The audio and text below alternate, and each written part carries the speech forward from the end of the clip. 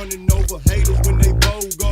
Ain't nobody afraid to G. Coming up the block, hitting hard, running over haters when they BOGO.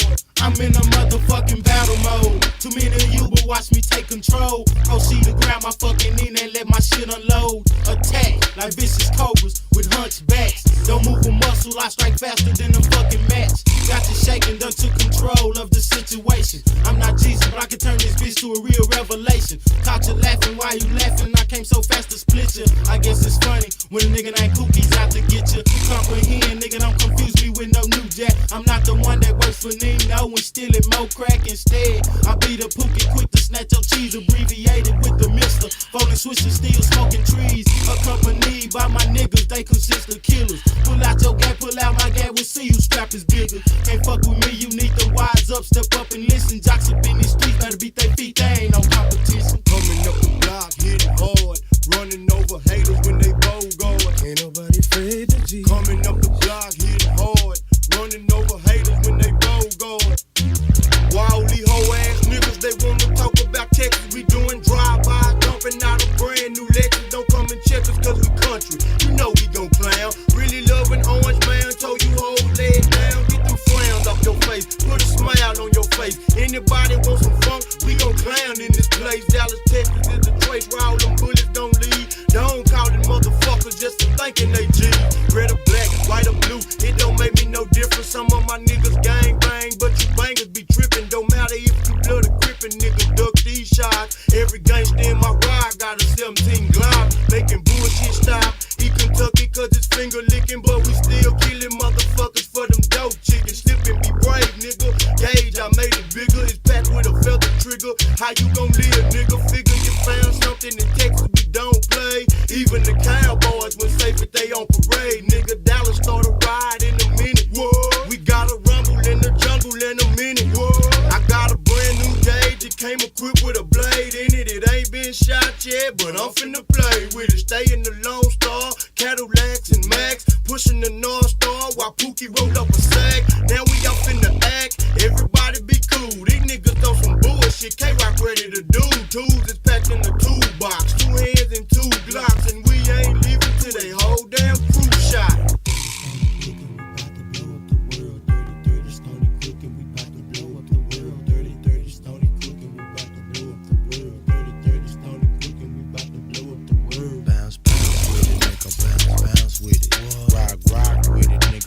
Rock, make 'em bounce, bounce with it, nigga, bounce with it. Hey, rock, bounce with it. Yeah, hey, rock, bounce with it. Pookie, bounce with it. Coming up the block, nigga, make 'em bounce with it. Bounce with it, we bounce with it, nigga. Coming up the block, nigga, we bounce with it. Down south, baby. South side in the house, baby. Coming up the block and it won't stop. Yeah. Coming up the block and it won't stop. Shit. All day, every day, 90 cake. All day, 19, 90 cake. Yeah, 90 cake, baby. Coming down. Coming up the block, hitting hard, running over haters when they BOGO. Ain't nobody afraid to G. Coming up the block, hitting hard, running over haters when they BOGO. I'm in a motherfucking battle mode. Too many of you will watch me take control. Proceed to grab my fucking in and let my shit unload. Attack like vicious cobra.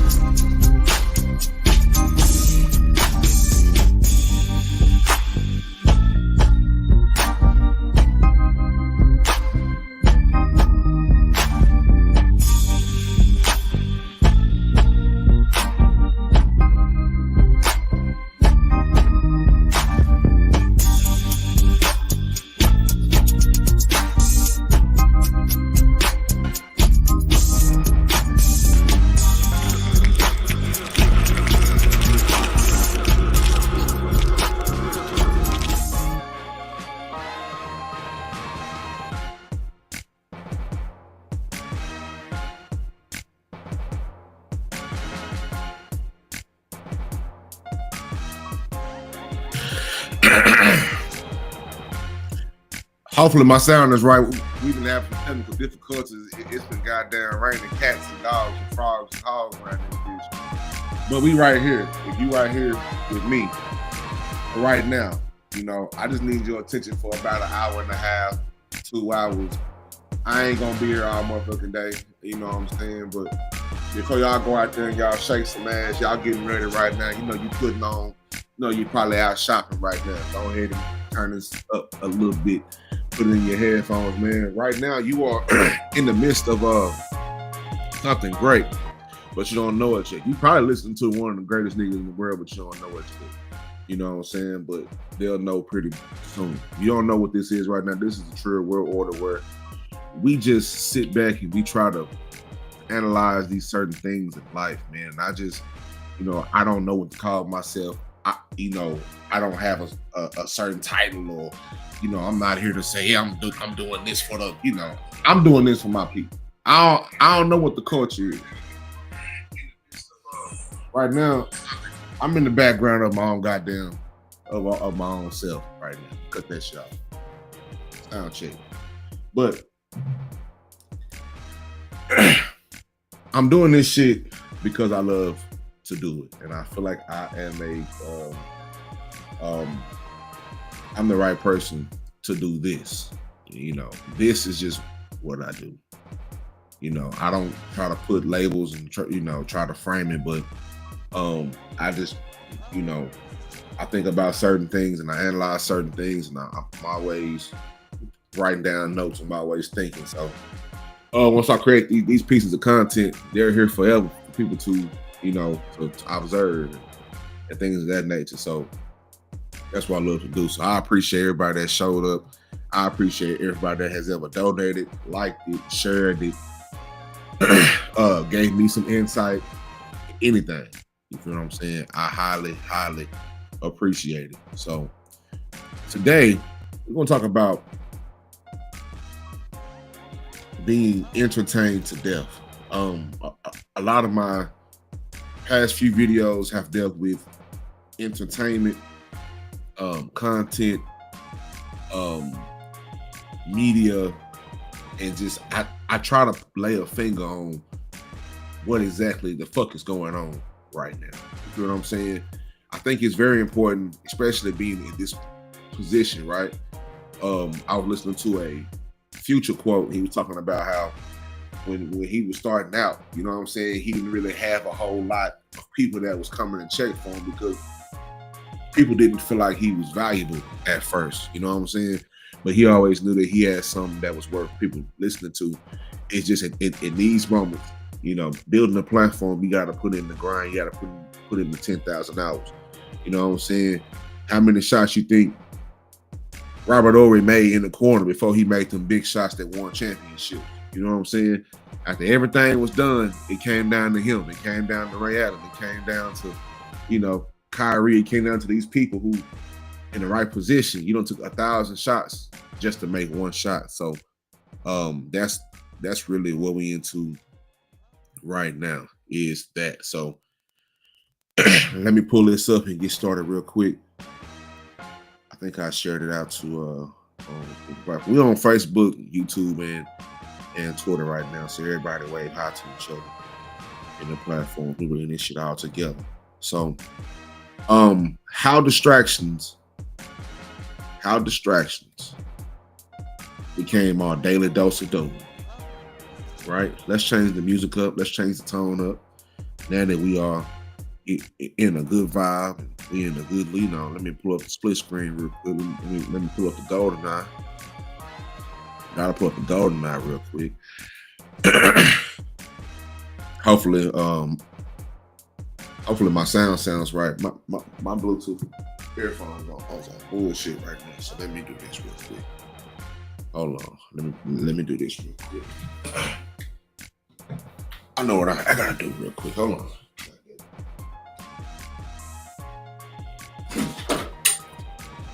Gotta goddamn grab the plug-ins around this bitch. When the goddamn, so hold on. Cut this shit out. Get my around school.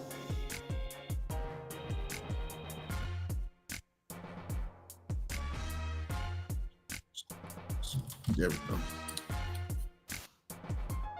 Yeah. Okay. All right.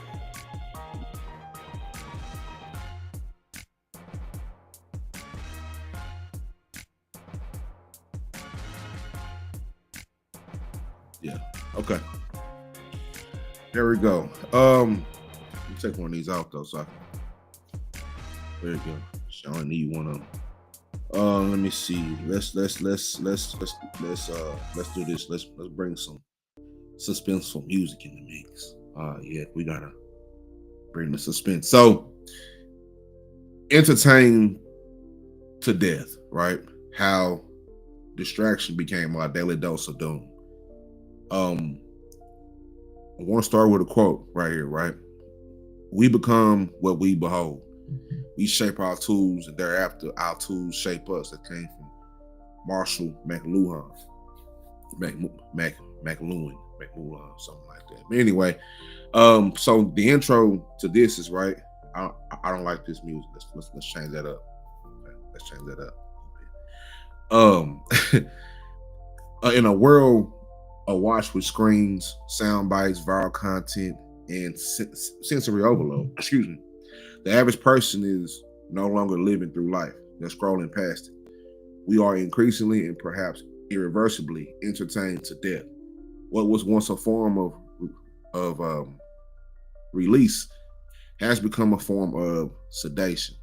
We consume content not to be enlightened or challenged, but to be distracted, lulled into numbness while the house burns down around us. Now, in my opinion, entertainment in its modern form has became it kind of formed into a cultural expression, to a psychological crush, right? Last video I did was Tuesday. I talked about social media. Y'all might want to go check that out. That right there was off the chain. But I talked about how a lot of this shit has become a psychological crush, right? One with very dangerous consequences. Now, we are dying slowly. That's not a myth. That's pretty much common knowledge at this point. If you're a human being, you already know that every single minute, every single day, we aging. But not from war, not from famine or from plague, right? But from distraction, apathy, even overstimulation, and the chronic avoidance of discomfort, death, and reality. So today we'll examine what it really means to be entertained to death, and we'll also go through how we got here, right? How do we get here? What's up, Shan? What's up with it? We'll understand what it really means to be entertained to death, how we got here, and what we're losing in the process, right?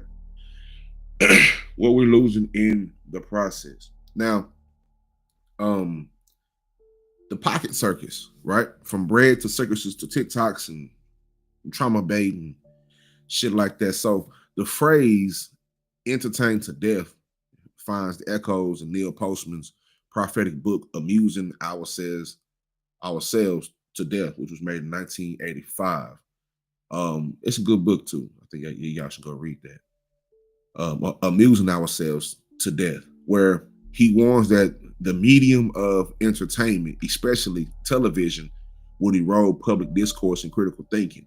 But even Neil Postman couldn't have predicted the rise of the attention economy, where every moment of a human focus is bought, sold, or weaponized for profit.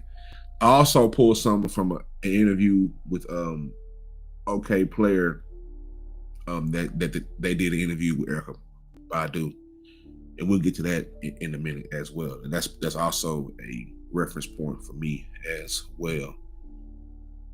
So just as Roman emperors pacified the masses, right, with bread and circuses, and they kept their attention over here while they really fucking them over. Modern platforms sedate populations with infinite scrolls, algorithmic dopamine loops, and parasocial illusions, right? I talked about on the last time talking about social media, I talked about how I ran through a brief history of it, and I touched on when social media switched from being chronological to algorithmic, right? It was a point in time where you would only see what happened today or yesterday, right?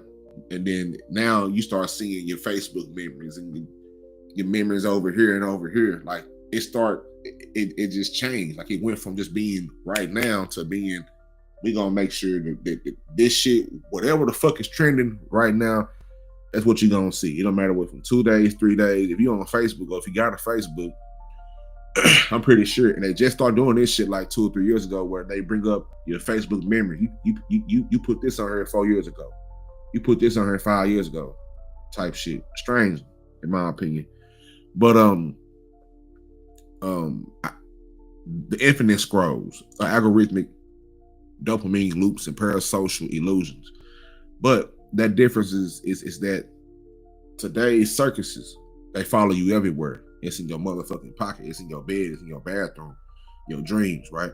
But this isn't just about screen time, though. You know, it's really about the psychic cost of being endlessly entertained, right?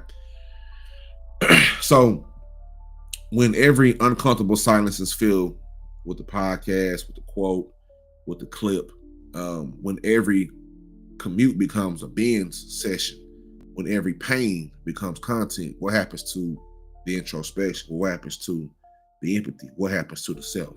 You feel me? Let's go over here. So with 3, right, is distraction is the new drug of choice. Last video, I always try to tie the 2 videos together. So I talked about the last video how the attention is the new currency, right? And distraction is the new drug of choice. And like any drug, the overexposure breeds dependency and withdrawal. So we no longer know how to sit with silence, how to wrestle with boredom, or how to process grief. Instead, we just mainline stimulation. You feel what I'm saying? So in today's overstimulated world, the numbness, it kind of becomes a survival mechanism, not just a personal, but cultural. And we are no longer shocked by what should be shocking. The grotesque becomes mundane and the absurd becomes everyday. The heart-wrenching becomes just another post in the feed. We've been conditioned for like trauma porn and shit. I don't know about y'all, but I done been on the internet long enough where any gruesome fight video, saying, but it done got worse right now where it's niggas getting shot and they keep showing this shit on a continuous loop. Every rapper that has died that has film on it, it has been shown to us. You can go find that film. You can go find how Mo3 was murdered. You can go find how Get Money, Lil Ronnie was murdered. You can go find the footage from this murder, from Bankroll Fresh's murder, from all these murders that happened. You can find, and then the people who are not famous, you can also find those murders. You can find video on how Young Dolph got murdered. Those things, in my opinion, shouldn't be released to the public, right? Not even for content purposes, in my opinion.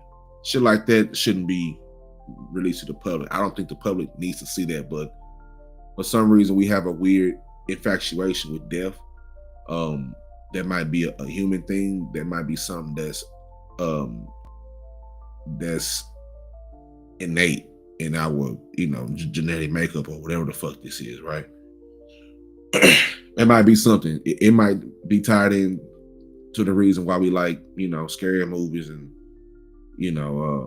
violent sports and things like that, But social media turns trauma into trending hashtags, right? Streaming services convert history into bingeable drama. And news outlets, what's up with it? What's up, Meadowbrook? Slide through, man. What's up with it, man? slide through. Let me hold on real quick. Hold on real quick. I got you, bro. Let me do this real quick for you, real quick. Let me go here. And let me go right here, man. Let me give y'all see what's up with it. Okay, yeah, okay.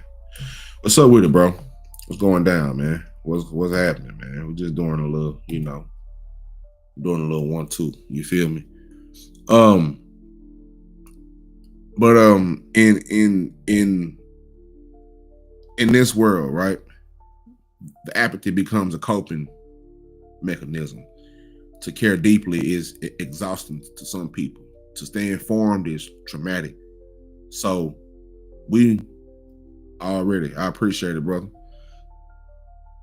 So we numb ourselves with memes and TikToks and true crime, right? And we keep, and we try to stay laughing to keep from crying until we forget how to cry at all. I don't, our sense of self is lost off in the midst of all this shit, right? That's something that I briefly grazed by earlier on Tuesday. You know what I'm saying? So we are numbered, right? Not numbered, but we are numbed by the lack of information, but by its excess. The tragedy, the joy, the humor, the violence is all delivered at the same damn time in the same damn tone, at the same scroll, the same 60-second loop, and everything becomes flattened, right? And the result is an emotional blunting that leaves us unable to respond appropriately to the world around it. Genocide and Jim Selfish now appear on the same feed, often separated by just a thumb swipe. On one feed, you can get, you got just picking, your fine black woman, on Instagram camera, all up the ass on the Stairmaster. You understand me? And then next you can see somebody dying, death, or so-and-so just died on that. You scroll up again. But if you like me, before you scroll down, you kind of stay on the girl at the Stairmaster for about a minute. you might scroll back up on it like, God damn, you know what I'm saying? Just on some manic shit. Then you scroll back down, like, all right, nigga, that's enough. You don't want to be freaked out. That's enough. You scroll back down, you see somebody dying. Scroll back down, you see some other shit, and all that is put in one place. And I've always wondered how that affects people when all that shit is in one place. It used to be separate. It's kind of like with TV, right? It kind of still is, but right now everything is being squeezed into one spot. Into subscription-based places. You feel what I'm saying? Back in the day, before subscription-based shit, it used to be on the channels. You know what I'm saying? You'll go to the animal channel for the animal channel. You go to the to this channel for this channel. Everything was separated, right? And right, the algorithm pulls you in the videos you interact with. Yep, and that's why I got to change my algorithm, because right now it's beautiful black women, video games, and sports. You know what I'm saying? But for a minute, the Explore page was going crazy, and I don't know. I think, yeah. Anyway, that's something I can touch on in a future thing about the Explore page going crazy. Because a part of the algorithm, and I don't think people understand this, a part of the algorithm is us. Like, we can sit here and we can talk about, what we get into and how the algorithm is this and how it's that, and it does play a part, but a part of it is showing up a mirror. A part of the algorithm is a mirror. You know what I'm saying? So it's gonna show you. You know what I'm saying? If you freaked out, it's gonna show you some freaked out shit. Especially does it on Twitter. That's why on Twitter, I had to change my algorithm on Twitter, because for a moment, Twitter was showing me some insane shit. What's up, Clem? Morning, afternoon, or whatever the fuck it is. It's 1 o'clock. It ain't morning no more, but I already appreciate it. Thank you for being here. So Um, for real. Hey, sports, news, fight videos, and women. You know what I'm saying? That be the shit. That be the shit. That be like, God damn. You know what I'm saying? I be having to change my click time. I be really like, I be having to. I don't. When you go to the top right hand 3 buttons, don't recommend this fine ass woman to me no more. Keep off my timeline. I don't unfollow some bitches like, bitch, you got to get off my timeline, bitch. You are ideologically subverting my mind to be freaked out. You know what I'm saying? That's why a lot of these niggas can't get they can't get shit done because they freaked out. They freaked out. Yeah, that Twitter deserves its own conversation. You know what I'm saying? Own conversation. Clem said, "Happy Saturday, love. My algorithm is ass, food, crochet, and fights." Ass, food, crochet, and fights. Ass and food, crochet, and fights. That's hey, look. Ass is in the equation. You know what I'm saying? Ass is definitely in the equation of, That's why I was saying earlier about I don't sit there and don't recommend me this no more. I don't need to see her. Like I talked about on social media topic on Tuesday, how it just be women online, right? These bitches don't do nothing. They just fine. The bitch gonna sit in front of the camera and pull the tights up 20 times. Like how high can you pull the tights up? Like she just pulled the tights up, just jiggling and wiggling. That's the devil right there. That's that demon shit. You gotta fight that. You know what I'm saying? You gotta fight that. You cannot. You understand me? You cannot keep. She be fine as hell. I forgot. It's one of them. I said, yeah, let me unsubscribe. Yeah, let me, cause all you do is turn the camera on and walk to a wall and turn around. You know what I'm saying? I'm like, damn, little 15-second clip. You know what I'm saying? You can't be freaked out here. If we've learned anything from these past few cases with the Diddy shit, you cannot be freaked out. Being freaked out cannot be an option. You know what I'm saying? It cannot be an option. You have to control your carnal mind. You feel what I'm saying? You have to control that. You know what I'm saying? You got to control that. Not all day. Everything just has to be balanced. I ain't saying you get on your shit, because everybody got their own, whatever. But we all need to balance though, and I think that's what's to be achieved. I think that's what I've been trying to get at with these last few videos, is achieving balance. Like niggas been hitting me in the inbox saying, "Oh, you saying we can't do that?" No, nigga, I'm not saying you can't do it, but I'm saying there was a point in time in our lives where balance was achieved now. And now the scales is tipped. It's kind of like everybody got a TV, right? It's kind of like if you go to the color part of your TV or the hue of your TV and you turn one color up too far, you know what I'm saying? Something gonna be bright, something gonna be dull.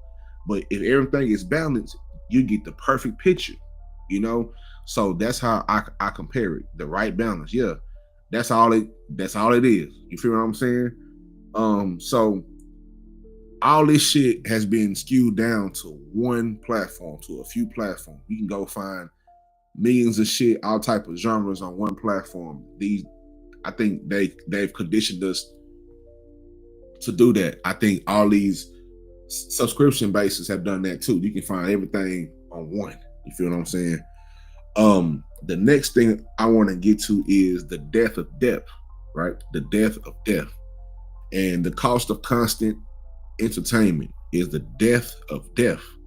Death of thought, death of feeling, death of connection in politics, right?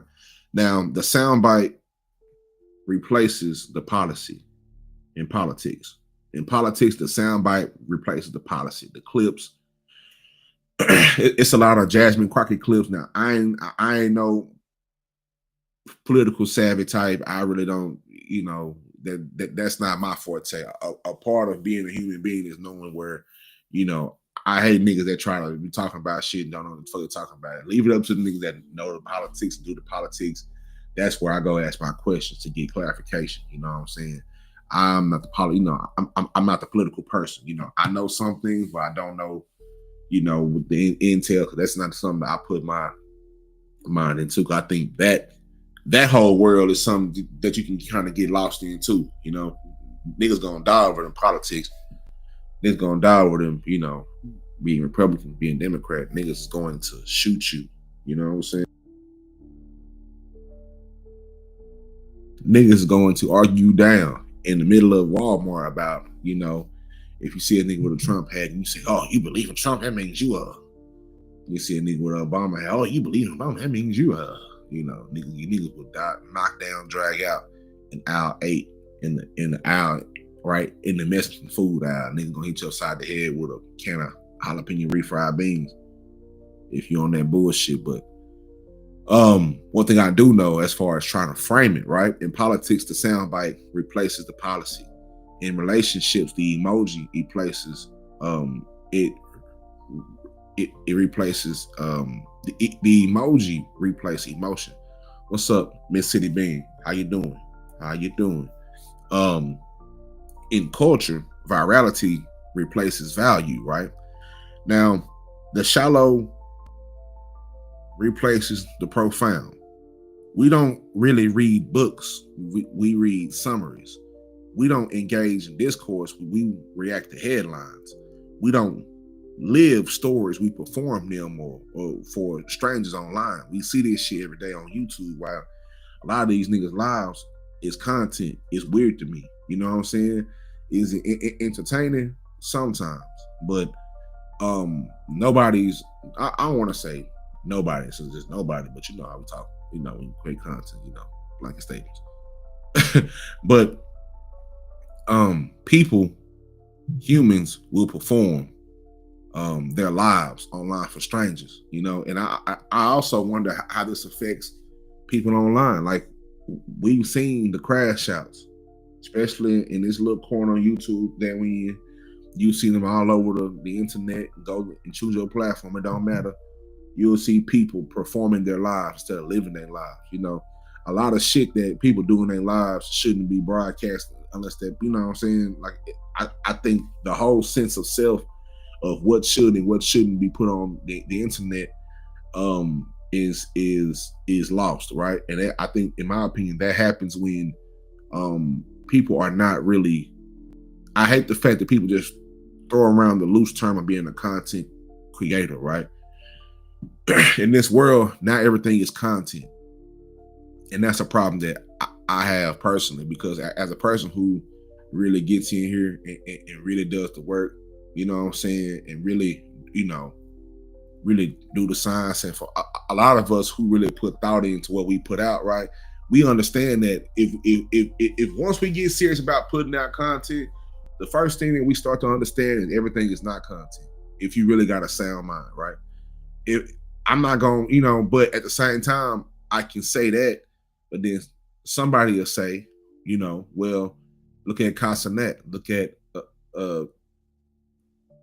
Ty Lil and Agent and DDG and all these guys who are streaming their whole lives. Their whole life is on the stream. How you gonna tell me to do that? And these niggas, I was watching the Streamers University and Agent, and I've been fucking with Agent for a long time. I think he a dope content creator for a long time. He was showing his Twitch numbers. He was showing how that nigga made. He was saying on a peak month, it was like 320,000 a month. I was like, yeah, damn. You understand me? 320K a month. You feel me? But he was just talking about the science of streaming, at all that streaming university shit, because that shit, a lot of that shit is some goofy shit. But the people who I really wanted to listen to is niggas like Agent, because I know he's always showed his intelligence. He's always showed a keen sense of what he's doing. I've seen him from the very beginning and watch him build that from the 2K community, and you know what I'm saying, and this and that. He always spoke with a certain reverence about himself, and he always kept that shit 100. So that's one thing I respect about him, is he really came in and really was teaching some shit. Some of them niggas in that streaming universe are just there to be some stupid shit.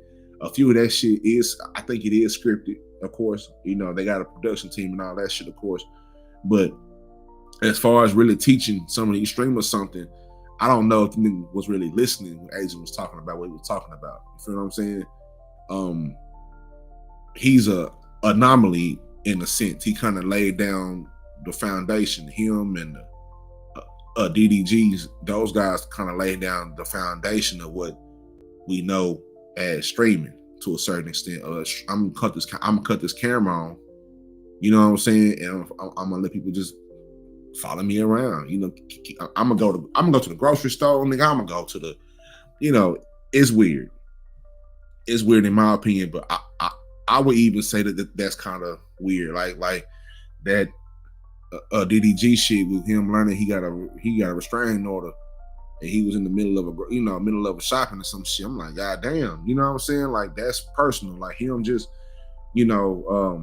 whatever he's going through with his baby mama and shit, and us seeing that live and him having to deal with that and kind of deal with that emotion on live, it kind of leaves him in a stale face, kind of leaves him, you know what I'm saying, in a sense of he can't really feel. So I always wonder, if the camera was off, would he still have that reaction to it, right?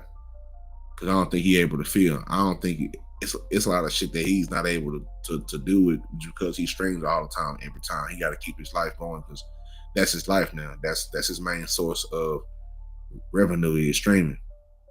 You know, but that's some of the things I think about when I see this shit, right? So, I mean, everything becomes performative rather than lived, and even our healing is content now. Even our trauma is curated. So this shallowness is not just cultural; it's neurological, in my opinion. A lot of the studies show that sustained consumption of fast-paced digital media literally rewires the brain, diminishing attention spans, impulse control, and deep thinking. We are not just being distracted, we are being de-evolved. I want to also go back up to the last one, right? I want to go back to the last one as far as being numb to this shit. Because violence, death, and injustice and ecological collapse. This is no longer, or better yet, these things no longer live in an isolated, horror. It's kind of a part of our daily shit, school shooting, followed by a cooking reel. A genocide is sandwiched in between a celebrity breakup and a prank video. And although to some people that might seem small, but in my opinion, this shit ain't just disturbing. It's kind of, like I said before, rewiring our emotional bandwidth. You feel what I'm saying? And we don't even fucking notice it. So when everything is framed as content, when everything is framed as content, let's make this shit clear. When everything is framed as content, nothing feels real. Cut this fucking music off. This shit is annoying sometimes. All right, stop the beat. Okay. When everything is framed as content, nothing feels real, right? And when nothing feels real, our capacity for empathy it atrophies. So our brains weren't built for this much input, this much horror, this much contradiction. So we kind of protect ourselves by going numb, not because we don't care, but because we've reached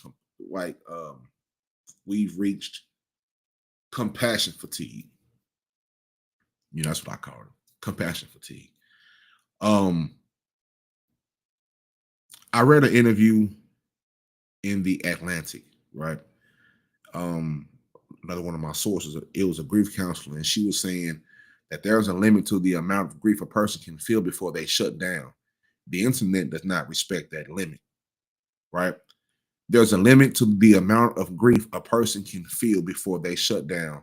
The internet does not respect that limit. That is from a grief counselor who's interviewed in the Atlantic about this very same topic, about the effects of social media and just media in the sense of how it affects us, right? We also go into the it's an infinite loop of escapism, you know, an infinite loop of escapism. And in response, many retreat further into entertainment, not for pleasure, not for pleasure no more, right? But for self-medication. The content itself becomes kind of a anesthetic. We binge watch not for joy, but for an escape.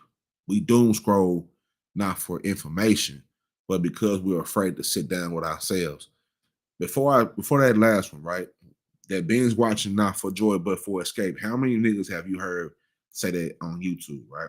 Or on seeing the social media platform, but because a few of us is on YouTube a whole lot, especially if we creating content or we consuming content. How many times have you heard somebody say, "We just here for an escape. We just here to escape," but that escape is showing the worst of you. You know what I'm saying? Like when I escape, in my opinion, I mean, I think I don't know if I really escape. I think we all have things that we escape from, and that's let me write that down. Let me write that down. Now, I got no pen. Let me type this in real quick over here. Just in over here. Put this in my notes. Escapism. That's something I have to go back into, to be honest. Escapism.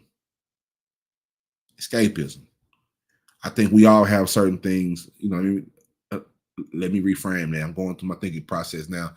I think we all have certain things that we escape from. Me personally, I think I escape from being outside. I'm after work is done. I don't have nothing else to do but being outside. I'm bringing my ass to the motherfucking house, man. You feel what I'm saying? I'm escaping from the world. Once I close my motherfucking door, the world is shut off from me, and I'm able to, gather my own thoughts and do the things that I need to do and do the things that I want to do. You feel what I'm saying? Far as building this platform, taking care of myself, trying to find ways to not only take care of me, trying to create things not only take care of me, but take care of my family as well. I guess you can also say I'm an avid reader. I guess that's an escape. I write a lot. That's an escape. I'm a gamer too. That is an escape. So I guess in a sense we all have our escapes. I guess it's just a matter of them being healthy or not. So I'll have to examine that a little bit further as well. That's dope. That's dope as hell. But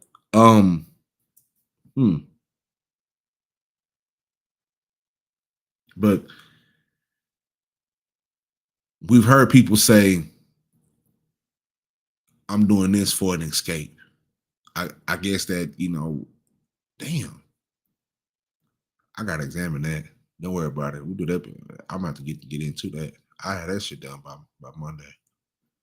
I ain't gonna lie. I had that shit done by Monday because side note, I start certain things, right? Like the last one since Clem was in the room, Clem had some of her community wall that sparked it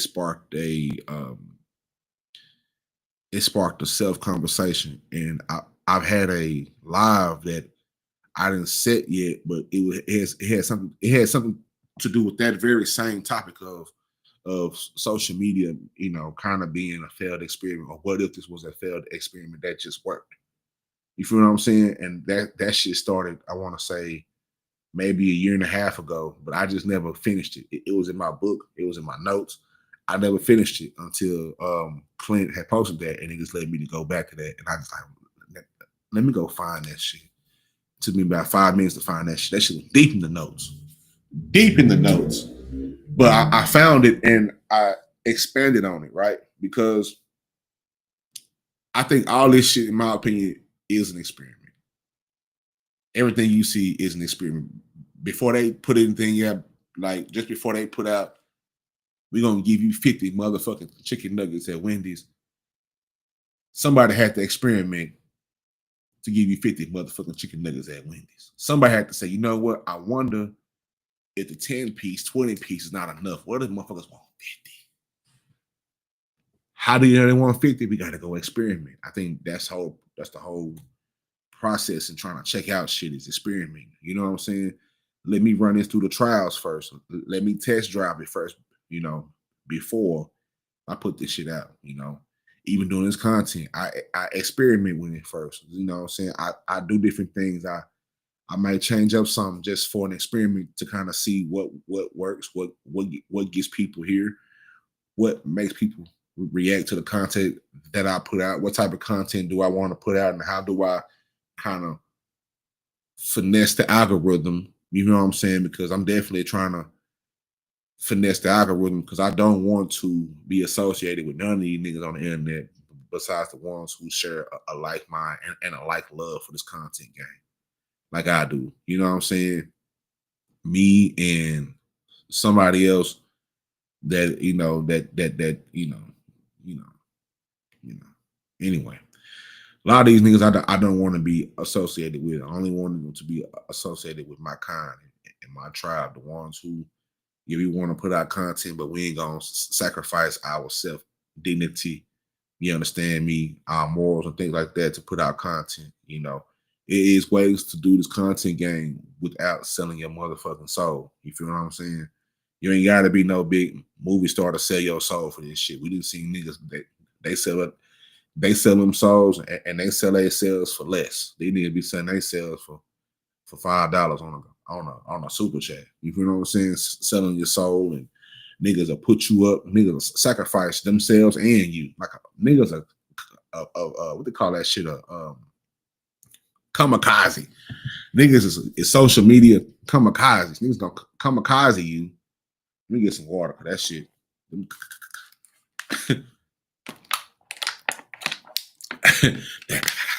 You know what I'm saying?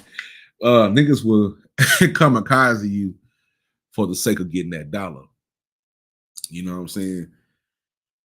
But this loop is very addictive and self-reinforcing. Podcasts kind of they replace introspection. Of ASMR replaces silence. Streaming cues kind of replace bedtime rituals. Now, this loop is both it's addictive and it's reinforcing, and the more numb we feel, the more content we consume to feel something. But the more we consume, the more numb that we become. And this turns into something just more than entertainment. In my opinion, this just is not entertainment. It becomes a cycle of sedation. You feel what I'm saying? I know a lot of us can't go to bed quiet. Something gotta be on. TV gotta be on. Radio gotta be on. They gotta have rain sounds. They gotta have whatever. But niggas just can't be quiet, right? So the other thing I want to touch on with 3 before I continue on to to the other one is by adding another layer of the numbness, right? It's the way that crises have become crisis as an aesthetic, right? There's now a look to depression. There's a vibe to anxiety. There's a brand for every trauma. And platforms like TikTok and Instagram are filled with curated sadness, people crying on camera, trauma dump storylines, breakdowns dressed in filters. This isn't to dismiss anybody's pain. You understand me?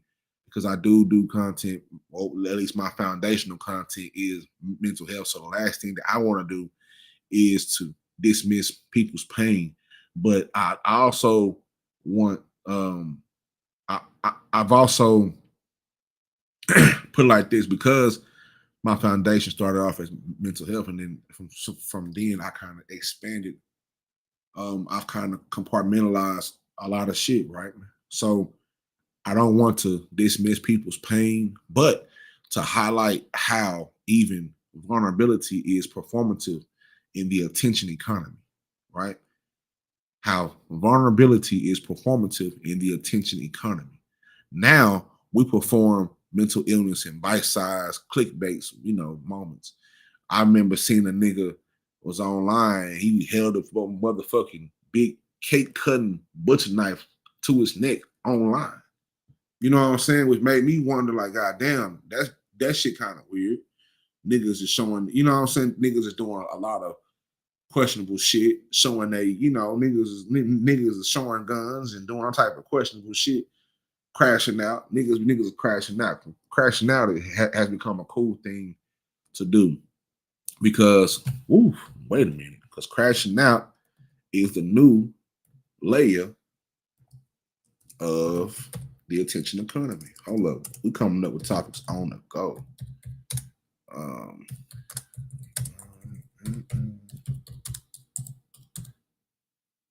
Yes, sir.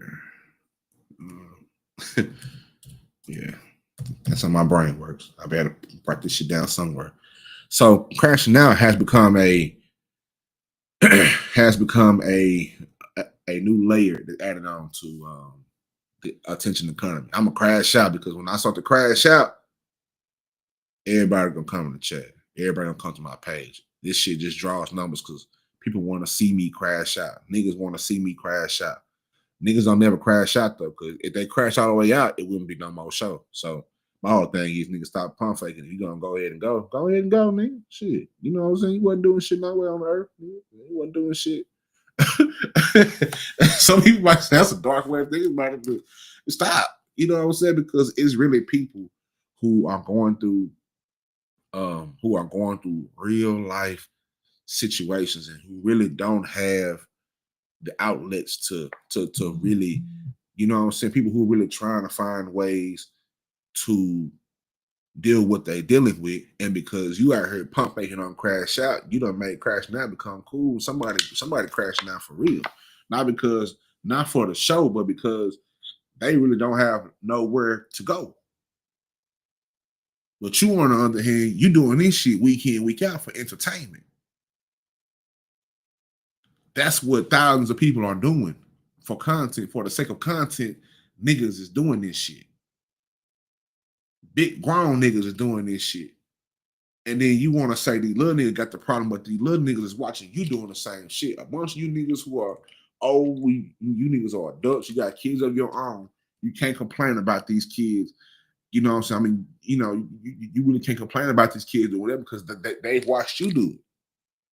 They've watched our society and our economy crash out for the money. Damn, if I crash out, I'm going to get paid. What these labels do to these young men who be crashing out, these young men who be labeled crash out, they be crashing out all this fucking music. I'll make all this crash out music. He really has the numbers. It's 1 million, 2 million, 3 million views on him dissing so-and-so. Little so-and-so gonna come back and try to get his views dissing him. Now then they got a problem. Now somebody gotta die. Now mama's getting shot. Baby's getting shot. Niggas is dying. Instead of these two niggas just meeting up and dying about it or fighting about it or squabbling. You know what I'm saying? Just whatever. That shit is a different layer of attention economy. And I'm gonna get more into that probably tomorrow. It's the weekend, so ain't no telling what I might crank out this bitch. I don't know, just off the cuff. You understand me? Off the dribble. But the result of all this, right? Because like I said before, not to dismiss people's pain, but we highlighting how vulnerability is performative in the attention economy. Now we perform mental illness in bite-sized moments and blurring the line between authenticity and algorithmic appeal. I always say that the real world, or better yet, fantasy, is meshed in with reality more now than ever. If we thought nigga was throwing smoke and mirrors before, how thick is this smoke now? With content, with niggas that can say and do anything, but you don't never see them in person. You know what I'm saying? And when you do see them in person, they're putting on a show. They're trying to make you to believe that niggas is really worried about these niggas. Don't nobody be worried about these niggas, man. But a lot of y'all y'all eat it up. Y'all eat it up. It brings numbers in. Oh shit, he over here about to crash out. Somebody gonna look. You keep campaigning, eventually you're gonna get elected. Might not be today, might not be tomorrow, might not be 2 years, might be 5 years. But if you keep campaigning, you eventually will get elected because everybody ain't fucking playing. You understand what I'm saying? So the result of all this, you burn the lines between authenticity and algorithmic appeal. And the result of that is real pain becomes harder to discern. Real cries for help get lost in the sea of trends, and viewers become even more desensitized, unsure when to care, or even if they can. Right? I put out mental health content when I first got off just doing podcasts, and I started trying to do long form content and different versions of content and putting it on YouTube and shit. I didn't realize that when niggas were saying, "Oh, chill pill," we don't want to hear that shit. They really were saying, I don't know how to feel about that shit. Chill pill, we ain't trying to hear that kumbaya shit. We ain't trying to hear that mental health shit. Anybody wanna do that shit. And niggas don't understand. And I was getting offended because niggas didn't understand. Nigga, you don't understand. You don't fucking read. You don't fucking get it. You don't fucking get it. Say Meadowbrook, I didn't understand, bro. I didn't understand that shit at first. Niggas was straight dissing me. Niggas was dissing my platform. And niggas was like, "Oh, you being sensitive." No, nigga, I'm trying to figure out why you niggas don't understand, because shit real out here. I'm real out here. I don't play no character. Niggas like me and Meadowbrook Montreal, he got content. I see him out with the people. That ain't no character. I see certain niggas who are of the same ilk. This ain't no character, nigga. This is us. So for the niggas who ain't being characters versus the nigga who are being characters, niggas who won't get on here and really be playing with shit and don't really understand it's real out here. I'm real with my people. If you ask anybody from whether I grew up, whether I went to college with, whether they know me from work, whether I know me, they gonna say, "Nah, this nigga is this way. He been this way for a long time." If you ask my sandbox partners, this nigga Khalil, he always been. I've been like this. I don't have no character, nigga. I don't have no character that I play. Rather, my character is a nigga who gonna come out here and do and really. I love my people. I love myself. I love my family. I love what I do. Anything I put my mind to it, I've always accomplished this shit. I don't come on here trying to play something like I'm not on TV. I'm not an actor. Niggas who play characters, I mean, you an actor. I mean, we can't really take you serious, but in this world of the internet, niggas take you serious. I never got that. That's how bad we fucked up, where the niggas who really out here putting the work in, the niggas who really out here giving it all they got, don't get the light. We gotta work harder for the light. Cause you niggas who just on here just here for a lick. You niggas that's on here just be playing around, you fuck niggas is in the fucking way. So how do we get you out the way?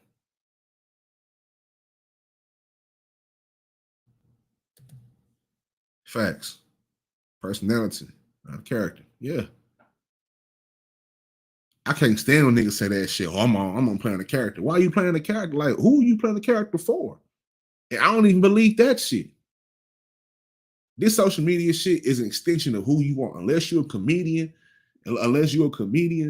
and you doing shit like Drewski and all that shit, yeah, okay, I can say you playing character unless you Lou Young or whatever. Okay, you playing a character. But if you come on here every day and you say you yourself, you the realest niggas, you all this shit, the realest bitches, all that, but then you say at the same time, I'm playing a character, who the fuck are you? Why are you playing with, like, why? The audacity of niggas. But people eat it up, though. They eat it up. They eat it up. They crowd the chat room with people who are not laughing with you, but laughing at you. In the same way you playing games with them, they playing games with you to make you think that they really with you. Until you do some shit that they really not with, and then they flip on you. You niggas don't. That's why I say, bro. That's why I say, bro. I I listen to people according to I mean, of course, there goes a period where you don't really know because everybody's presenting themselves. You don't really know who these niggas are. And that's why I'm always say that's why you have to watch people. Like, don't just like not just watch, but observe. Who is these niggas? And I guarantee you, if you put me up against a lot of these niggas don't add up. They don't add up. You know what I'm saying? I'm still trying to knife my way into finding out how to, you know, get into the algorithm. I'm not trying to join it though. My whole point was, yeah, we trying to get off in it, but it's some recondition that has to happen. I have to recondition the people who to consume my content because my content is a lot different from everybody else's shit. So it's a reconditioning that has to happen. And I'm not gonna force it. The only way I can really do it is just by putting out good work and keep going and keep going and keep going. I gotta put up 1,000 shots just so I can make that one shot. Just for when it's time for my one shot, I'm gonna wet that bitch. It's the shit that niggas really work to do that you don't see. The money that niggas put in that you don't see. The money that niggas putting in down there going broke that you don't see because they're trying to put this shit out. But then the worst thing that can happen to niggas like that is when they start to see it. When niggas start seeing the fruits of their labor, you character acting as niggas is in trouble. When people are onto your bullshit, oh nigga, you in trouble. Because even if you don't see it now, the real is coming back. See, y'all had y'all fun in that little COVID era when niggas was just in a mind state of what the fuck, because what the fuck was going on? The whole world shut down. Nothing has ever happened like that in our whole fucking life where the whole world shut the fuck down. Everybody's mind fuck, worry about money, worry about this. So many distractions where here you come with your character shit. And you're funny and you was enjoyable. And yeah, but nowadays niggas are starting to, at least the smart ones, at least the intelligent audience. So I see anybody that consumes my content as being intelligent because this not no bubblegum shit. This ain't rocket science, but it definitely ain't no service level shit. You feel what I'm saying? So people who consume my content are intelligent. They have a thought process. They ask questions. They ask why. I'm gonna ask why type nigga. The other day in the grocery store, I was asking why about watermelons. Side note, where the fuck are all the seeded watermelons at? I need a seeded watermelon plug. That's all I'm saying. I went to the grocery store. They were selling the sliced watermelon. They were selling 4 slices of watermelon for $4. The watermelon was the seeded watermelons. They had the, you know, y'all know watermelons and what they look like. I asked the lady, okay, I see the cut up watermelons y'all selling for $4. Where are the watermelons? The bitch pointed me to the watermelons that look like basketballs. Bitch, these are seedless watermelons. I need the OG watermelon. She was like, oh, sir, we don't have those. How the fuck you don't have those when you got real sliced watermelons over here with seeds in them? Where the fuck are the real watermelons? Shit like that. That's the type of nigga that I am. 30-minute conversations in the grocery store. My mother's spirit, God rest her soul, rest in peace to Cynthia Brooks. My mother's spirit came through me and really asked questions. Where the fuck are the watermelons? The OG watermelons. So you telling me that you selling me real water? Yeah, I'm talking about that they don't bust them bitches down. You don't bust down a whole real watermelon. And you selling 4s of that shit. Halves and 4s of that shit for $4. So if I buy two halves of watermelon or 2 4s of watermelon, I could have bought 3 watermelons for the price of what you're selling these halves for. hoeing niggas. That's all I'm saying. Same thing happening with content. You feel me? So, viewers become even more desensitized to care, and they're not sure. That is what was happening in the very beginning when you saw the Trill Pill putting this content on the internet. I was going through a whole lot at that time, but in the time I told y'all before, I was creating through my shit. I created my way out. Nothing else could help me. I wouldn't know where I'd be if I didn't create the Trill Pill. That's how serious this shit is for me. It's not just to act, nigga. This is my life, nigga. I created this to get out of whatever the fuck I was going through mentally. I transmuted a lot of energy, a lot of videos cranking out. I wasn't trying to pay attention to what the views were. None of that shit. I gotta crank this shit out. I gotta get it out, get it out, get it out, get it out, get it out, get it out, get it out, get it out, get it out, get it out. I was getting that shit out. And then I was meeting like resistance, like shit that I didn't plan. I didn't know. At that time, I didn't know what it was. Once I sat back, I took a step back from all this shit. And I just became a consumer. I just became a consumer. Right.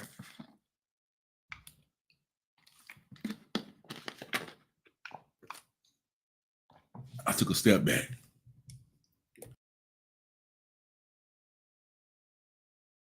I took a step back and just became a consumer. And I said, you know what? Let me change my perspective. Let me just sit in the audience. Let me just watch the chats. Let me just watch these niggas and their content. Let me just watch it. Let me just analyze it. Let me sit back with my pen and pad.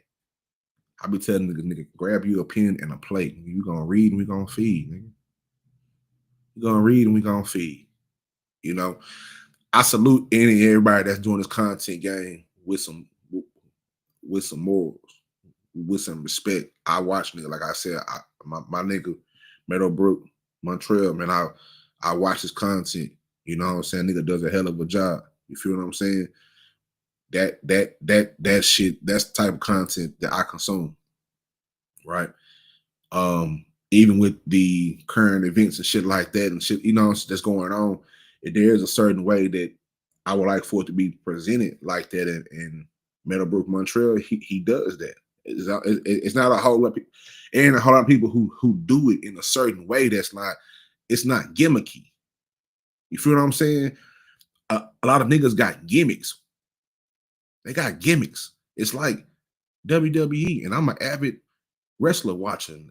I watch wrestling. That's why probably that added into my conversation and my analyze just how I see it, because I see it is that niggas got gimmicks. Niggas is playing and niggas is keyfaping out here.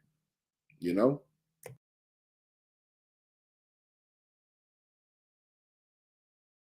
For sure. Already. Like, niggas is keyfaping, right? And keyfade means in pro wrestling, it's the fact of, it's the convention of presenting stage performances as genuine or authentic. Like right now, the main keyfade that I've been listening to, that I've been watching, you know, because I'm always say this: black women brought me back to wrestling. You know what I'm saying? Jade Cargill, Bianca Belair, Naomi,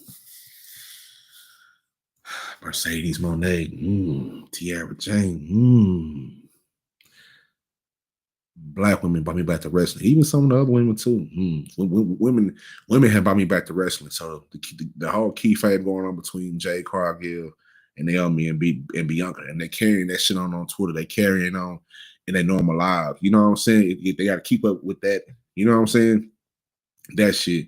That's what niggas is doing in content. Niggas is portraying the, oh yeah, we beefing. I'm super thug national, the hardest nigga in the fucking world, you know, and they keeping it up. They keeping it up because they trying to show you something fake, but present it to you as if it's real, right? Keyfade. Remember that. Look at this. A lot of this shit is keyfade. The fucked up part is you got to figure out what's as just a straight consumer. Sometimes I feel fucked up for the consumers because sometimes they don't know. And these content creators that play with y'all minds, they mind fuck y'all because they might present to you like, oh, they beefing and shit. And I've been witness to some of these niggas getting offline, and that shit was good, wasn't it? You know what I'm saying? She was good. I put it like this. Keyfabing is the same thing. It's in the same realm of running a play. Niggas done ran plays on y'all for thousands of dollars. Get your emotions all in the tuck. Get you up on the panel all drunk. Y'all, some of y'all be sounding goofy as shit. Niggas done keyfabed y'all into a play.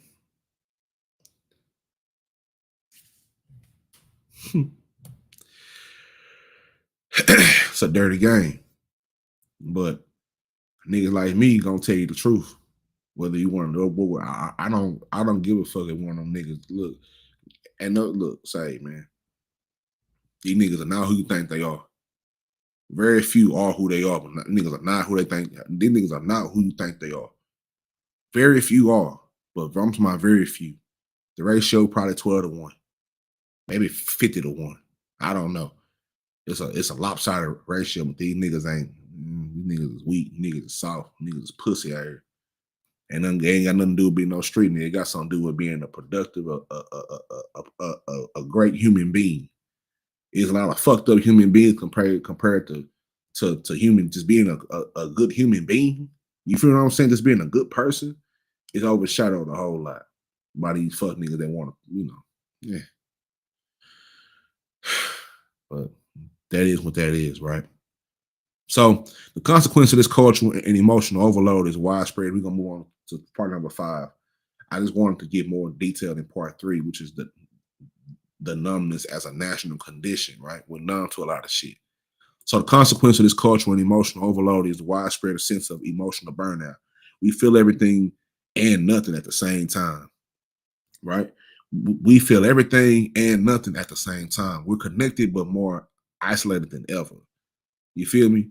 We connected, but more isolated than ever. You feel me? We now know more than we have ever have before. I know I said that fucked up. I wrote that fucked up. I typed that fucked up. We know more than we ever have before. We know more, but we understand less. I should just put it like that. We know more, but we understand less. Right? And this is a paradox of our time, a crisis of feeling in the age of hyper expression. We are surrounded by stories and emotions and calls to action, but yet we feel paralyzed, detached, and overwhelmed.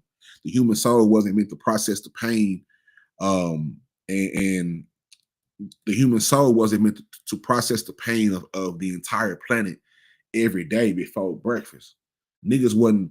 First thing niggas do, and you know, it's a perfect time to play this Erykah Badu clip of the interview I was talking about earlier with OK Player, right? First thing niggas do when they get up in the morning, get on their phone, right?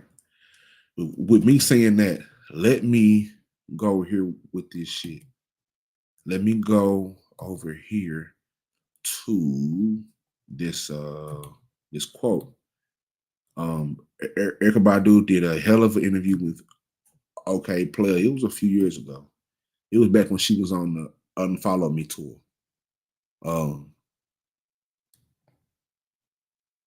And she talked about this too. So let me go screen share that. Nope, that's the interview. This is who need that. Okay, there we go. All right. Here we go. God damn it. Here we go.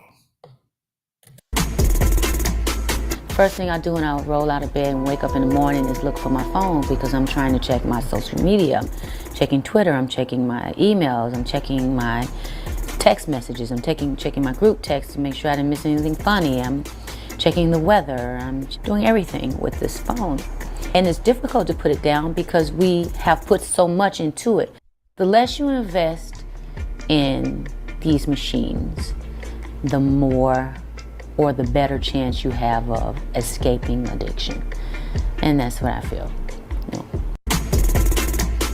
First thing I do when I roll out of bed and wake up in the morning is look for my phone because I'm trying to check my social media. I'm checking Twitter, I'm checking my emails, I'm checking my text messages, I'm checking my group text to make sure I didn't miss anything funny. I'm checking the weather, I'm doing everything with this phone. And it's difficult to put it down because we have put so much into it. The less you invest in these machines, the more or the better chance you have of escaping addiction. And that's what I feel.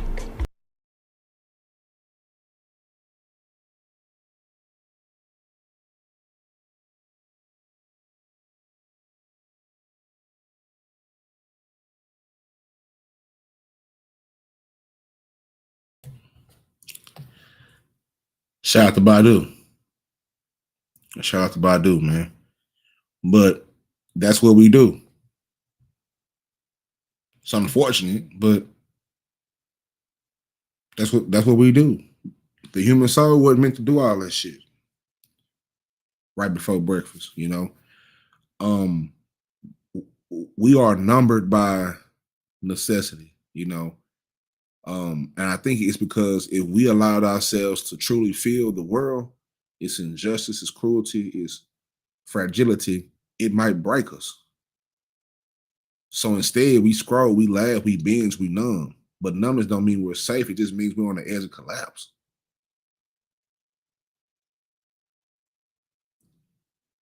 This world is fucked up. And we know this world is fucked up. Only a few of us can actually deal within this fucked up world. Everybody can't do this shit.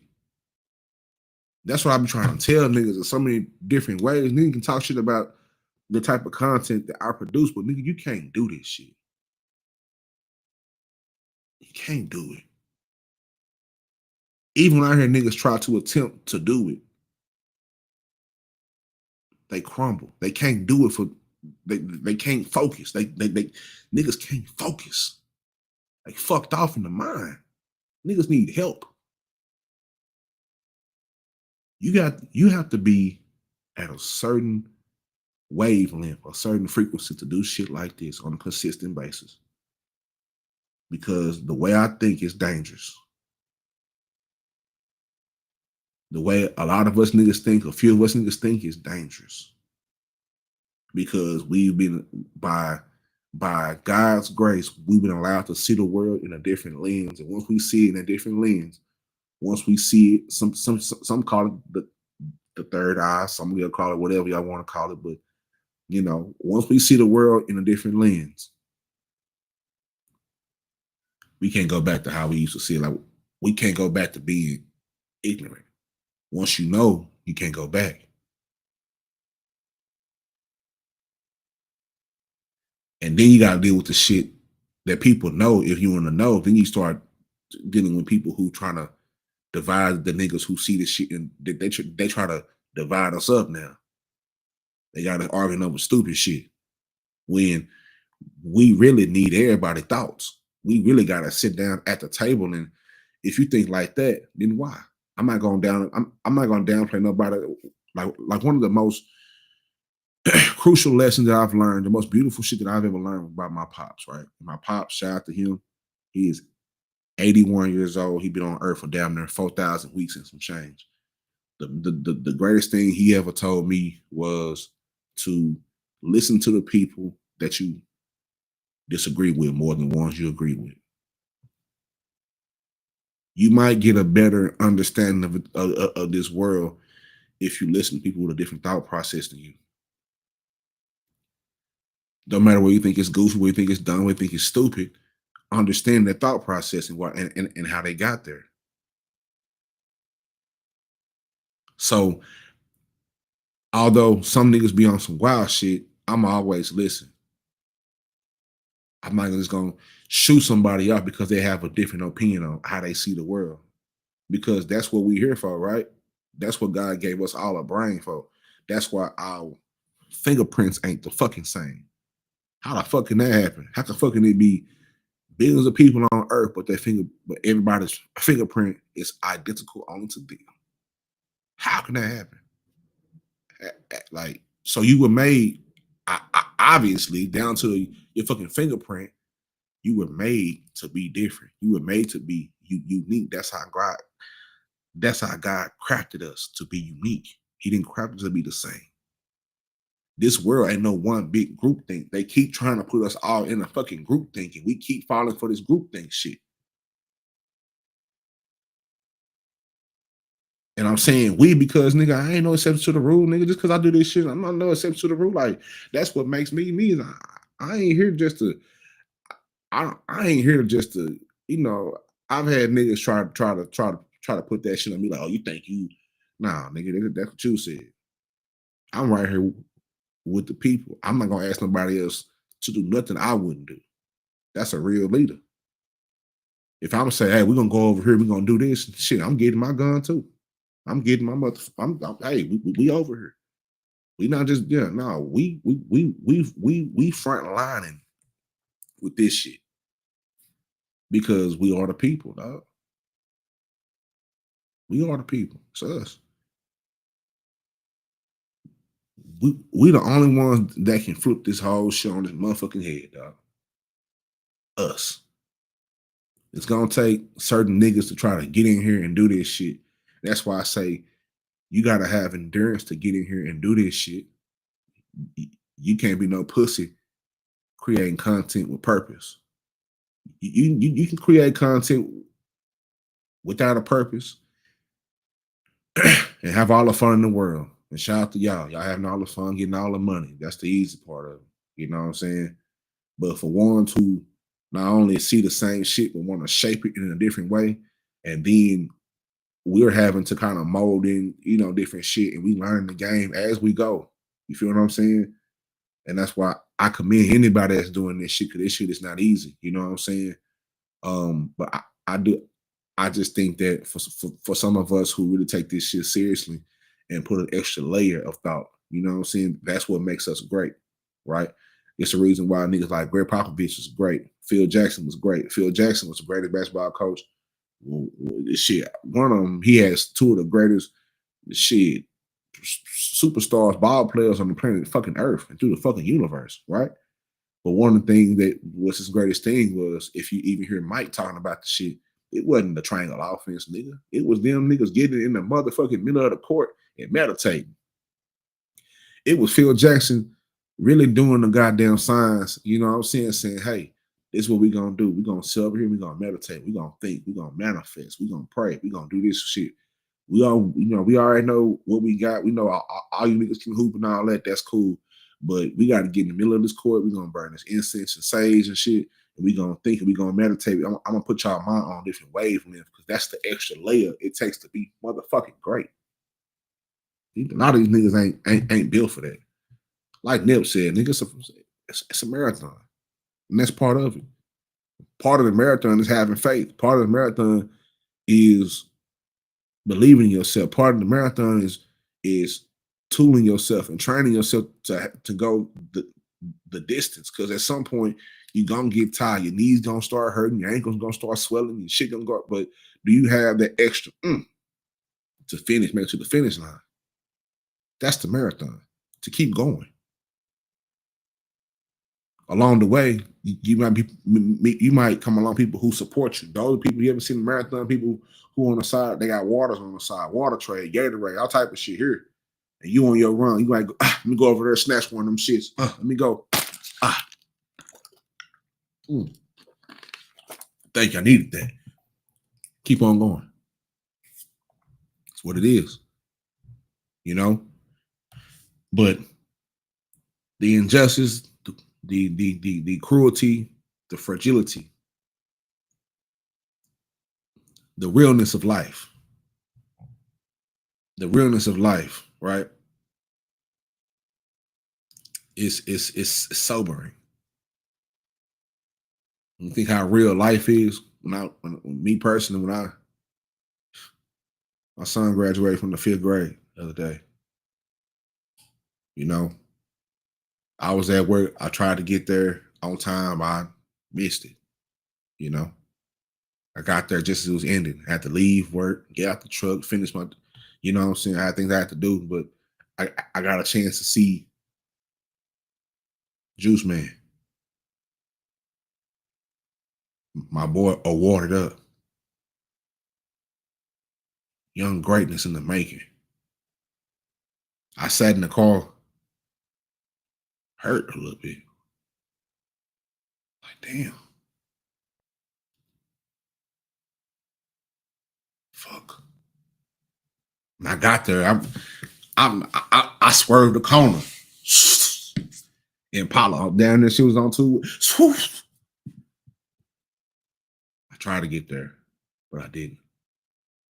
On time. I sat in the car, fucked up for about 5 minutes. I ain't gonna sit here and lie to y'all. I said I was fucked up. But it's that realness of the world, like, nigga, like it it reminded me of, you know, when I was in that same type of shit, my pops was at work providing. You know, he couldn't be at everything. He couldn't be at every game. He couldn't be at everything. But it wasn't because he didn't want to. It's because the reality of this world, we got to get this money. And I sat with that and I called him about it. And he told me not to feel bad because shit, nigga, that's, you know, but as long as you got, you know what I'm saying? So shit like that where it's the reality of the world. That's cruel. That you got to deal with as a human being. You ain't going to make everything. Like you ain't going to, you just not. Shit pulling you left and right, you know? Shit pulling you from all different directions. And I think it was the way God set that up.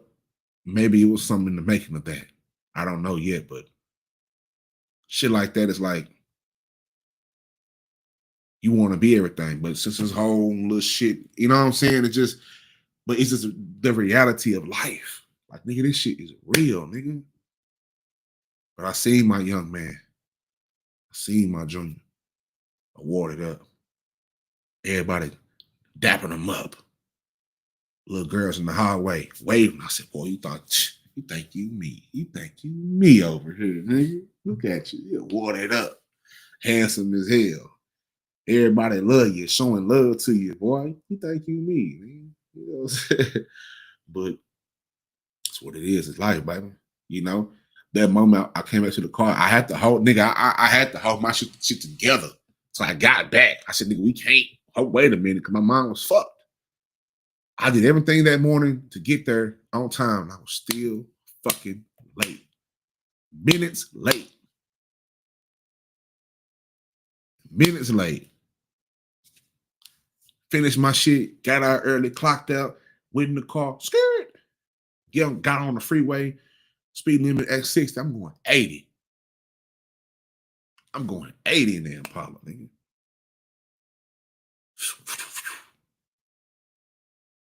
You know, the reality of life.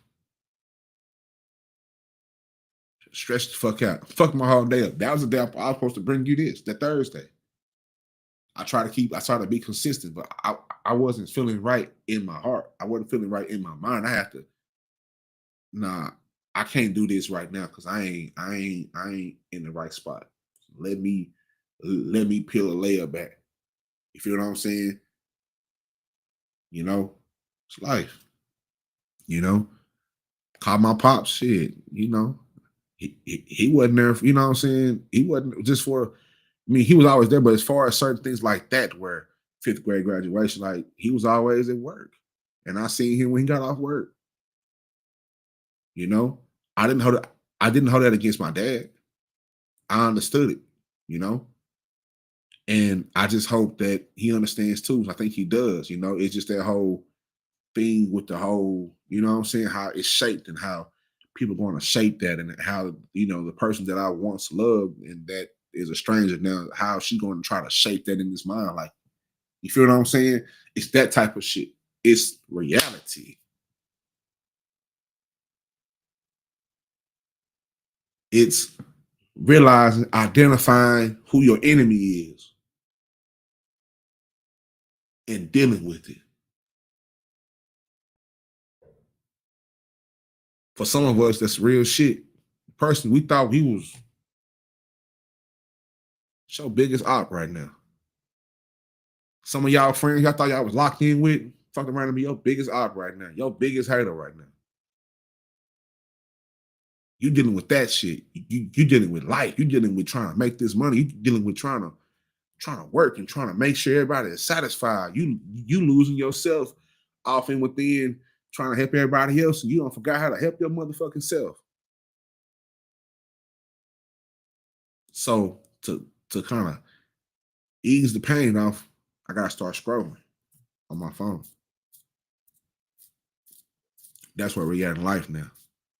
We don't take time to deal our problem. Probably 5 years ago, I probably would have just never cared about it and just kept scrolling on my phone, but I couldn't. I couldn't make content. I had to call my pops. I had to seek some support because I was fucked up. Thank God I got that. Thank God that I have that. Most people don't. And therefore I don't take that for granted. I understand that now. That's the result of really doing the work out here. These niggas don't do that. They keep feeding the bullshit. If it's a problem, like, I'm solution based, nigga, I gotta come up with. I can't just sit there with that. I'm not a cold person. I'm a human being. You know what I'm saying? So all that shit,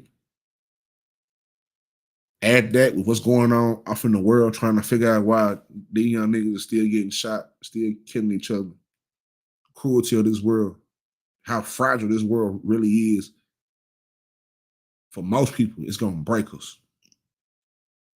It's gonna break most of them. It's gonna break most of us. It has broken most of us. Not might. It has. But we just continue to scroll, continue to laugh. Ha ha ha. What's going on YouTube today? Oh shit. They said she got a funky coochie. Oh damn. That bitch got 6 toes. Oh damn, okay.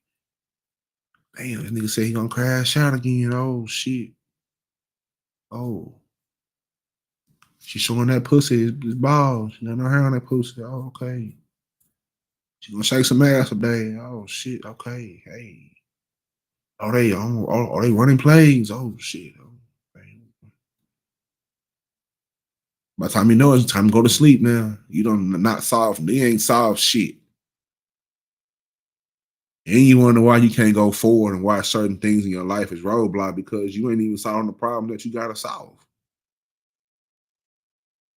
You haven't unplugged. You gotta unplug from all this shit.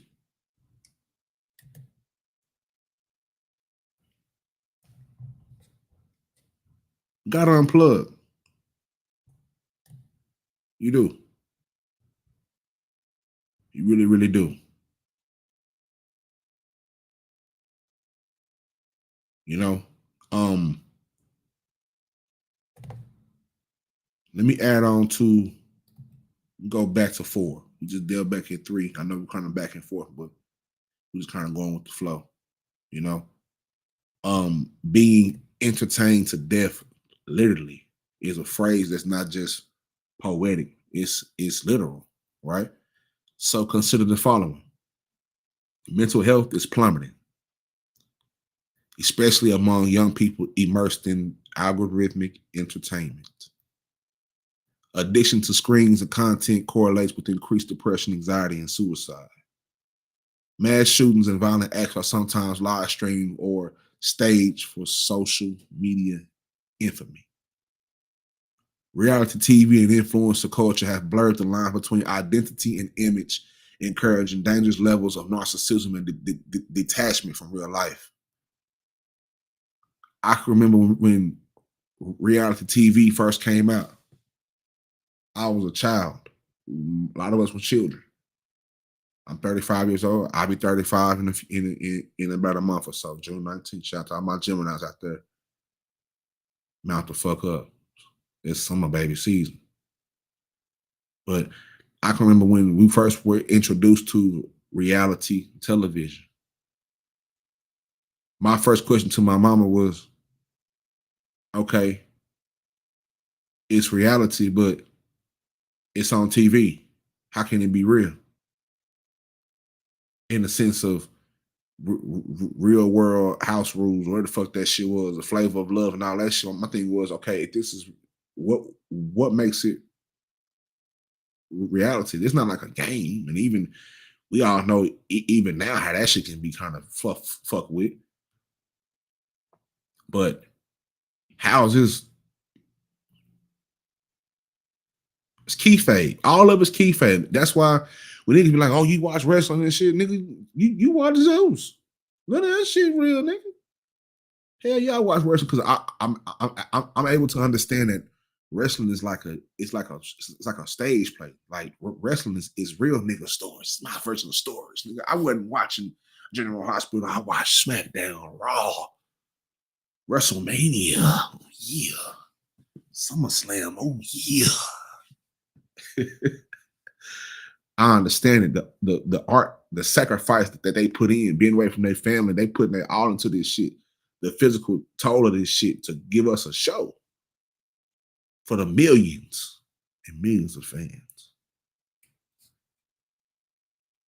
I understand it now. And I love it even more. Because I respect the craft of it. You feel me?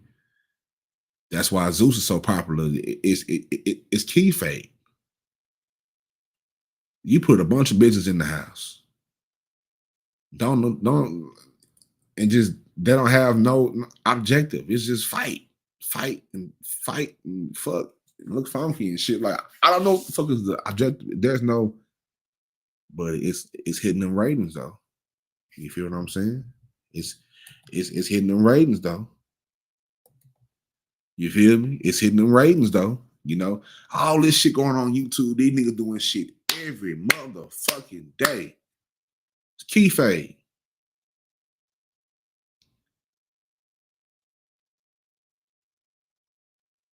You really, let's stay on topic. In extreme cases, people have literally died while chasing clout, filming stunts, or spending 24 plus hours glued to a screen in the pursuit of likes, views, or escape. This is not a metaphor. It's modern ritual sacrifice on the altar of attention. Entertained to death. You niggas are going to be entertained to death. Literally, you niggas have already been entertained. Niggas trying to get you to crash out every motherfucking day. You on this bitch yelling and screaming, thinking that they don't add, oh, it's my character. Nigga, you gonna die of stress. You gonna die. Screaming at the top of your lungs. A lot of times, these babies that y'all be around, if y'all blessed to have children, these children are watching y'all. These children are just in the other room while they listening to you crash out, and then you wonder why they having problems at school because they listen to you. You shape their personality to a certain extent. They're molded by you, especially if they're young. That period of time between 1 and 5, 1 and 7 is probably the most important. And then everything else up after that is just shaping, framing, molding.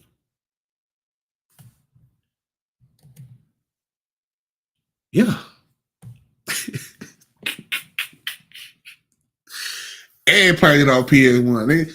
You hear me? I ain't played it on the Xbox. Nigga, shit. I didn't buy WWE 2K because they want too much money now. They got niggas on there wrestling with black forces and J's. Boy, I ain't got time to be buying no digital clothes. I just want to slam a nigga through a table. That's all I want to do. Boom. You know what I'm talking about? But now for real, that's all this shit is. And I respect the game. You know, I really do. You know, I really do. But mental health is plummeting. Addiction to screens and content correlates with increased depression, anxiety, and suicide. all these violent acts that we see on social media. Some, and I guess there is a I guess an upside to it. For some people, like for me personally, I just speak for me personally. I don't need to see it more than once. I didn't have to see Mo3 running for his life more than once. That was enough for me. I didn't really want to see it. I didn't want to see. I didn't ask to see this shit, and that's the other thing. We didn't ask to see this shit. Some people did, but I didn't ask to see these niggas running for their lives. They just showed us this shit before we even knew it. Hey, here's a video that the news released a video of this. Again, whoa! I didn't ask. I didn't give you permission to show me some gruesome shit. And now my mind is fucked up.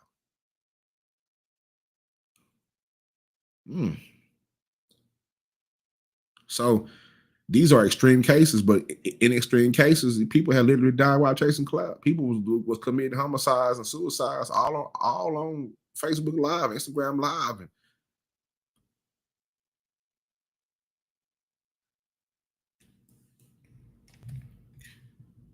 modern ritual sacrifice, altar of attention. Keep that in mind. Might want to write that down. Modern ritual sacrifice, altar of attention. Feel me? We close the thing on that. we writing the time where we kind of writing at 1:30 to 2 hour time. That's what I like to do. So let me go ahead and walk down this shit, right? So the quiet revolution. This is something that I'm also going to be on pretty soon in this next couple of weeks, right? So the antidote. So what's the antidote to being entertained to death? It's not more content. It's not better entertainment. It's disconnection, boredom, silence, stillness. We must learn to be bored again, to feel uncomfortable, to sit in silence and face ourselves, to think slowly, to feel deeply, to live offline. This is not a retreat, or this is not retreat. It's resistance. In a world where being distracted is the norm, paying full attention becomes a radical act. What if healing isn't just another video? What if truth isn't found in the algorithm? What if we don't need to be entertained? We need to be more engaged.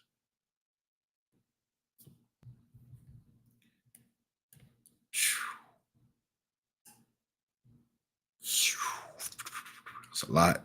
That is a lot. Hold on real quick. Cut the AC on. It got warm as hell in here.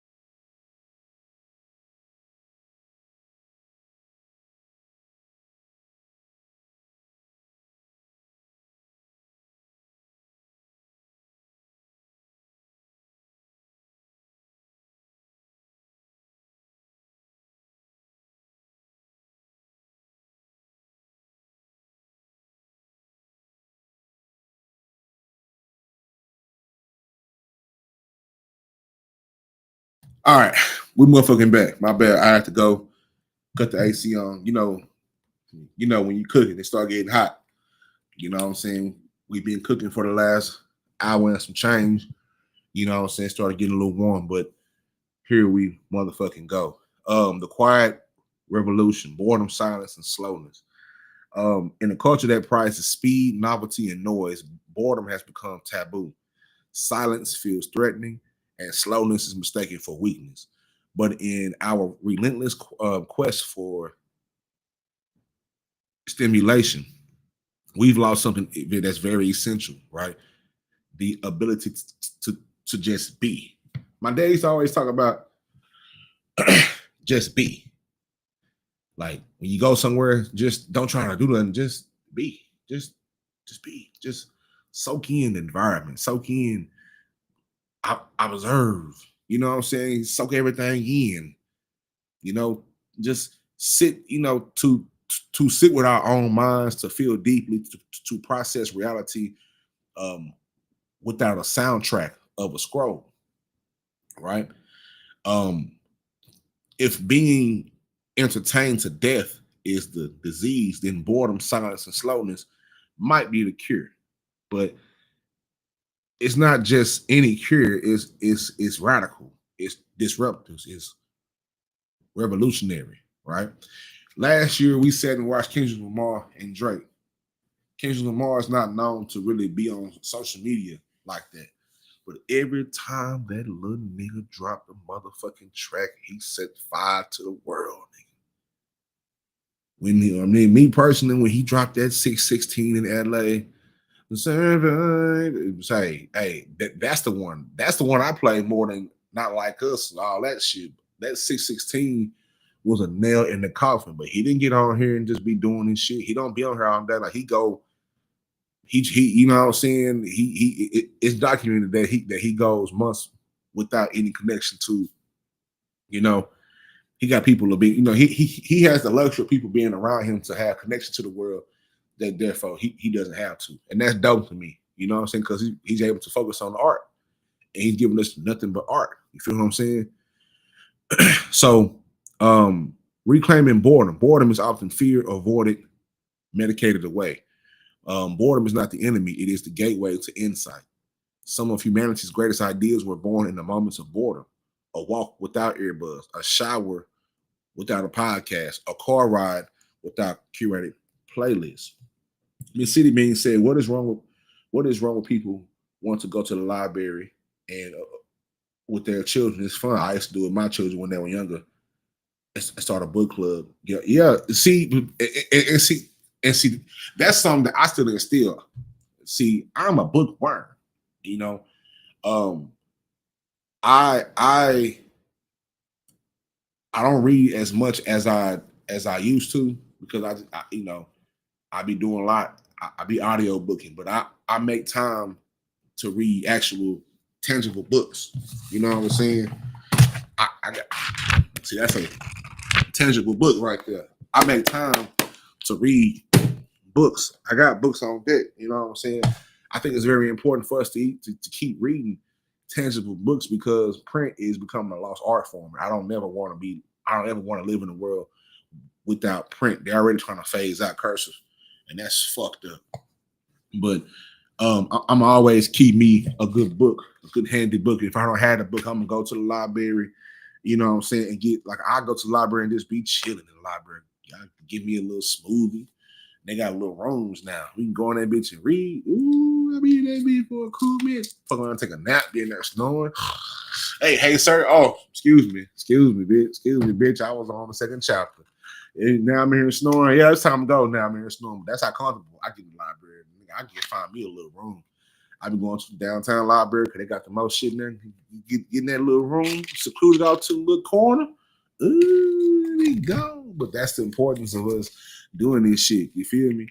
Niggas have lost the art of logging off. You know what I'm saying? Niggas used to be on summer reading book programs. I still put my kid on summer reading book program. We need them free coupons. Pizza Hut. Get them. And they even still got the summer reading program for the adults. And I'm going to sign up this year. I got to sign up. Matter of fact, I need to look when the shit starts. You know, because it's good for them. But they just, you know, they won't get off the computers and the gaming systems too. Because I'm an avid gamer as well. So, you know, me being a gamer my whole life, I'm probably going to be a gamer until I die. You know what I'm saying? Nobody can do about that because a black man did his thing with the gaming. You know, shout out to OG Jerry Lawson. May he rest in peace. If it wasn't for Jerry Lawson, wouldn't none of this game and shit be up. I don't care what type of white face they put in front of this shit. Black man make this shit possible. So I'm gonna forever be the gamer. You hear me? But I'm gonna do this right here though. Anytime, I always find me a book to read. I always ask my partners, say, man, what's a good book? Shouts my partner Derek. He put me on a few books. I'm always, hey, what are we reading? You know what I'm saying? What's going on? You got a book suggestion?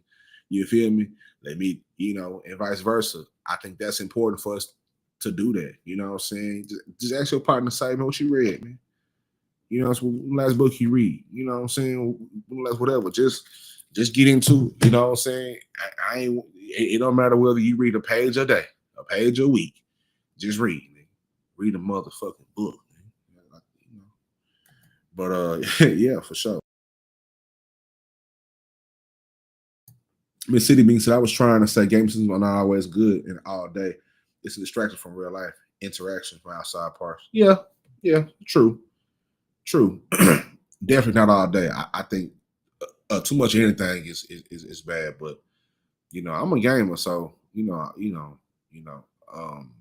definitely put in my time. But I got to make sure my whole day is over with before I get immersed in the game, especially one with the good stories and. You know what I'm saying? Because you can look at video gaming like that, or they got games so in depth now where it's like playing through a book. It's like a interactive type shit. I like role playing games, so I like games with the plot, with the stories. You know what I'm saying? I'm a big Far Cry fan, so it's kind of like playing a book, playing a movie. You feel what I'm saying? But you controlling, shit like that. Like. Red Dead Redemption is probably one of the best video games in this last century, last decade, or whatever the fuck it is. You know what I'm saying? So that is one because it has a storyline, it has a plot. You know what I'm saying? I didn't know what the fuck it was until my partner, shouts my partner Darian, man. He put me on that shit. So that's something that's deep with depth. You know what I'm saying? It has depth to it. You know what I'm saying? When I started playing it, you know what I'm saying, and I got to get back to it, to the story mode. Shit, it's like your favorite movie down there. You know what I'm saying? So, she also said that today's my children still read books. Yeah, reading books is important. Now they got audio books. You niggas really have no excuses now. Even with that, they have met your standard. Okay, so you don't want to read the book? Okay, we're gonna give you to it. We're gonna give you this in audio form. You feel what I'm saying? Miss City Bean also said, I love the library, and also they have like art class and other things that are fun amongst other things that they have. You can learn a lot from them versus a book versus Google. Yeah, shit. If you want any nuances in life, shit, you might want to go get that book. I mean, that's what I do. If I really focus in, if I really got a topic or a thought in my head that's in the crosshairs. And these days, like I said, it's no excuse because you can ask the search bars and all these shit like, what's a good book for this? It doesn't give you a book, then you go out and get the fucking book. Niggas don't have no excuse. We don't have no excuses, no motherfucking more, right? If you have the thought, go look it up. Simple as that, But reclaiming boredom. Some of humanity's greatest ideas were born. I think we might go a little bit over time, and that's cool. We on Saturday. Ain't nobody doing shit. You ain't doing shit. We ain't doing shit. You feel what I'm saying? Some of humanity's greatest ideas were born in moments of boredom. A walk without earbuds, a shower without podcasts, a car ride without curated playlists. Sometimes I might go on a walk and I don't, you know what I'm saying? Like if I'm at work, my lunch break, or if something happened, I just take me a little walk around, just here. Whenever I'm outside, I just sometimes you get caught up leaving and checking your phone and try to plug my phone. And sometimes I just ride with the windows down and just listen to whatever's out here. I just listen. Sometimes I cut all this shit out from the house. I open my patio door sometime in the middle of the day. I just listen. Birds chirping. I wonder what the birds be talking about. I be trying to really, I be really sitting here. Imagine me sitting in here like, I don't know what the fuck these birds talking about. They saying something to each other, but we don't really know. You know what I'm saying? Shit like that. That's when my mind goes. Some of y'all, it might sound crazy, like this nigga got his mind, but no, I just listen to nature. I love nature. I love going to the zoo. I love just sitting there and being off in the ambiance of just animals and really sitting off in the ambiance of the things that God has created. You know what I'm saying? God has put all this shit on here for it to be the soundtrack. That's the reason why birds chirp. Things have sound. Things have color. Everything we look at is right here. Everything we look at is art. God created the soundtrack for life. You know what I'm saying? Birds chirping. You know, this going on, you know, over here, just wind, you know what I'm saying? Just all type of shit. It's just beautiful to me. I love nature. You feel what I'm saying? The boredom allows the brain to wander, to synthesize, to create. It is the brain's reset button, a space where the mind begins to reflect rather than react. But in an era where pause must be filled, we've forgotten how to do nothing, right? And yet doing nothing is not wasting time. It's how we reclaim it. We don't need more input. We just need space. Mental, white space, soul space. We just need space. You don't need more input. You don't need nobody. The worst thing happening right now is everybody's able to give the input of everything. A lot of you niggas need to take your microphone and pump that shit across the street. Take your microphone, take your car, and run that shit over.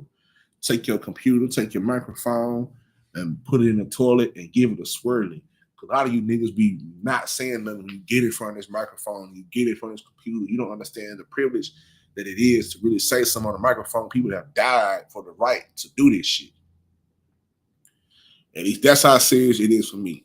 Sometimes I'm not as serious, but right now, certain things I be having to get right to niggas' ears because nigga, this shit is a motherfucking privilege to do this. To have Wi-Fi, for me to be able to talk to y'all, for me to be able to do this shit on the computer is a privilege. I work hard for this shit, but it's still a privilege though. You know what I'm saying? Do not take that for granted. Everything's not about having fun. Just because you ain't having fun, don't mean you bored. It just means time to have fun. It's time to listen. It's time we can mix that shit in. You know, that's my whole thing about doing this shit. I'm trying to mix this shit all in. We're trying to mold it all in. You know what I'm saying? We just expanding and learning and dealing with this shit. That's why I say don't only grab you a pen, but grab you a plate too. We gonna feed, we gonna read, we gonna do what we gotta do. But there's a power off in that, right? There's a power in giving that space. It's a power in silence. It's the modern soundscape. It's in the modern world, it's dominated by voices and notifications and music and the hum of devices. And so silence has become a revolutionary, right? Because silence forces us to hear ourselves. And it's in silence that we grieve, that grief rises to the surface, that intuition gets loud and unresolved emotions reveal themselves. Truth knocks gently, but we are so overstimulated that we often miss these inner signals. We run from silence because we fear what it might say. But silence is not the absence, it's the presence, right? It is the invitation to listen deeply to our bodies, to our thoughts, to the whole world, and to each other. In the noisy culture, choosing silence is an act of defiance. And it says, I will not be hijacked by noise. I will think for myself. And this is especially critical for mental health, where noise often masks symptoms and emotions.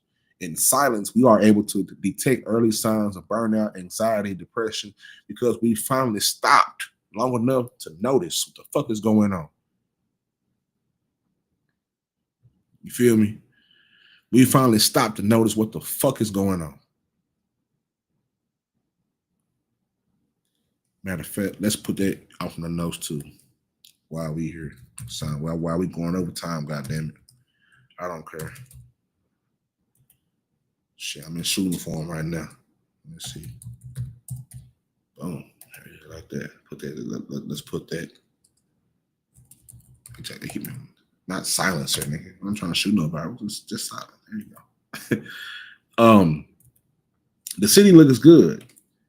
I mean, the city looks good. The city being said, the good books, the library hide in the dark on different floors where you gotta take every elevator. Yeah, I'll be all up on the top floor of shit, getting up looking for shit. That's a facts.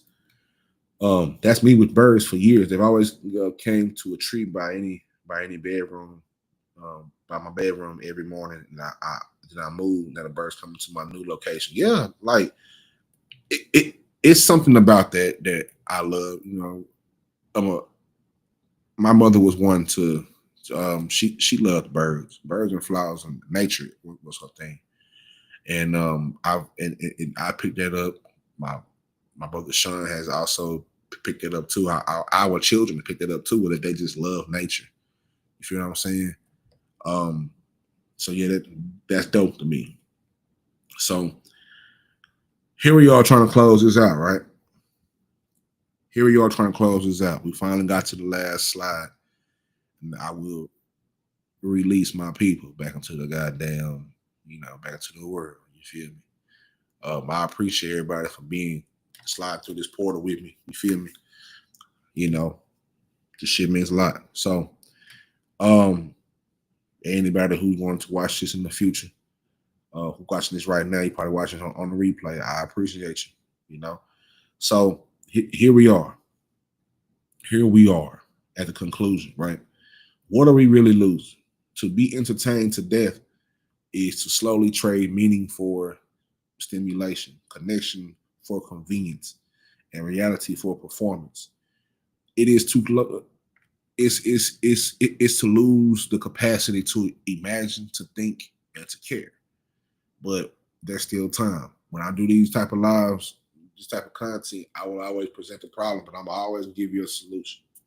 You feel what I'm saying? Or what I think can be a solution. If we can unplug even briefly and rediscover discomfort as a path to truth, if we can resist the numbing pull of the algorithm, and reclaim our attention, like my boy Meadow Brook Montreal said earlier. He said this earlier. Let me find that shit. Oh, right there. Look how that shit line up. Man.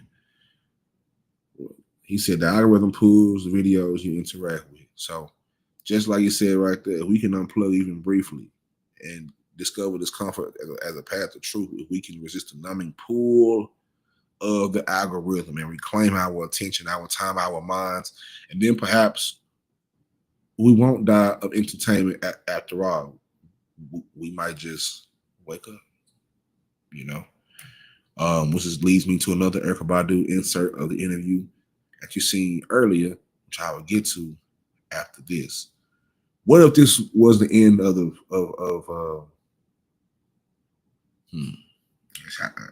how can I frame this? How can I frame this? What if this is what the end of the world looks like?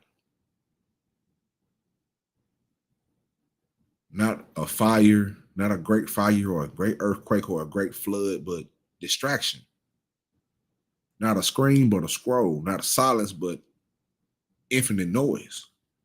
No bombs dropping. Just people forgetting how to feel, forgetting how to think, how to be a human. See, we imagine our downfall as some catastrophic external force, but maybe it's a lot quieter than that. Maybe it looks like passive consumption, algorithmic addiction, and a dopamine deep prison dressed up as freedom. The illusion of another illusion of freedom, in my opinion. So maybe it feels like emptiness disguised as entertainment. So we were all warned, not with fear, but with fatigue, not with change, but with choices, endless choices, until choice itself became paralyzing. We were warned by the prophets of prose and the poets of silence. We were warned by Postman, Orwell, Huxley, shit, even Dr. Hemming. and a plethora of others. Too many to name, but we were warned about this time that we in right now. That one day we will be so amused that we forget that we died. And yet, despite the flood of flashing images, trauma reels, and clickbait chaos, something in you knows that you can feel it, the hunger, the ache, the cosmic homesickness. It's a whisper beneath the noise that says you were not made for this. You were not made for 12-second truths. You were not made for curated personas. You were not made for soul splintering performance of 24/7 engagement. You weren't made for that. That's not how the human was made. You know, you were made to experience wonder, to experience boredom, to sit in stillness and hear your own voice, your own thoughts have an echo back, to weep, to laugh, to live stories that don't need to be posted to matter. Nowadays, it seems like if you don't post it, you ain't do it. If you didn't post it, it don't matter. When that's far from the motherfucking case. You're not content. You are not a brand. You are not a data point in someone else's profit model. You are a breathing, bleeding, burning spark of consciousness. You are a human being. And in this world, this life, this moment is still yours. If you can unplug long enough to remember that you're you. I know it sounds complex, but it's really simple. You know what I'm saying? Or it might sound simple, but it's really complex. I'm not sure how y'all take that, but that's just kind of how it goes in my thinking process. You know, the more and more we unplug, the more and more we shorten that pull back. It's like tug of war, in a sense. We constantly fighting for our own attention to even ourselves. Before we get to attention for anybody else, we've been shaped and molded. It's the weird reason why we've sat up in some of these live streams and watch people do nothing for hours. A nigga sat and told me, "Oh, Triple, your shit ain't entertaining enough," but I don't watch niggas for 4, 5, 6, 7, 8 hours watch bubbles move on the fucking screen. How? I don't need 6, 7, 8 hours. I just need maybe 2, maybe 3 with some quality shit. And I'm gone. I'm in my business. I'm in the wind. Ball head in the wind, right? You know? If you don't have no point of what you're doing, then you really don't have no point of what you're doing. You don't have no point. That's why niggas, look, I got shit to do. You do too. So that's why when I be on here, I have to craft this content for people who got shit to do. You might not be willing to listen to this shit for 8 hours in the goddamn day. You trying to get through work. You trying to get through a workout session. You trying to get through something. You just want some throw, so, you know, some trill shit for your ear. Like, you want to be fed. Sometimes I just got the need to be fed. Like, I just, you know, and when I need to get fed with information, when I'm trying to learn something, I go and I seek my knowledge. And I go and I go and read, or I go and research, or I go into a rabbit hole. You understand what I'm saying? But we can reclaim all of this shit. It's just that we have to unplug from this shit. Unplug from it. Go take care of yourself for real. Unplug from it. Go deal with your problems for real. Unplug from it. You're not missing shit. I guarantee you ain't missing shit. The fuck you think you missing? These niggas gonna be doing the same shit, the same time, the same day, same back channel, same. Niggas ain't doing shit. Only thing that changes is the the characters change. The characters gonna change, but these niggas ain't doing shit. It's a proven fact. It's documented. Now, the invitation of us remembering how to be, to live is not to be endlessly entertained. To live is to be present, to be awake, to be alive in full spectrum of human experience. So this isn't a call to abandon technology. It's a call to reclaim it, right? A lot of this shit is a tool, but what happens when the tools start using you? You supposed to use the tool, but the tool is using you. So this ain't a call to just abandon tech. This is a call to reclaim you, to stop being a passive participant in your own hypnosis, because somewhere deep beneath the noise is stillness, and within stillness is a revolution of remembering. You can choose to break the spell. You can turn down the volume, embrace the boredom as a sacred teacher, guard your attention like it's your most valuable treasure, because it really is. Stop watching the world burn while streaming something is just to cope, right? What are you here to witness, and what are you here to build? if the soul is a garden, I feel like I need that music behind me now. This is time where the music needs to come back.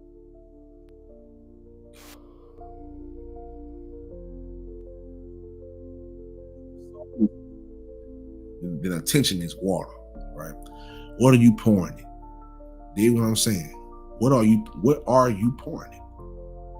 Are you nourishing yourself, or are you feeding the machine?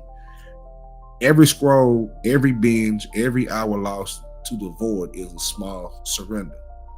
And over time, those small surrenders, they accumulate into something tragic, which is a life unlived. But it's not too late. There is time to be present. There is time to re-enchant your existence, to breathe, to feel, to become human again. So for right now, feel your heartbeat. Boom, boom. Boom, boom. You feel me? Hear the silence beneath, what I'm saying.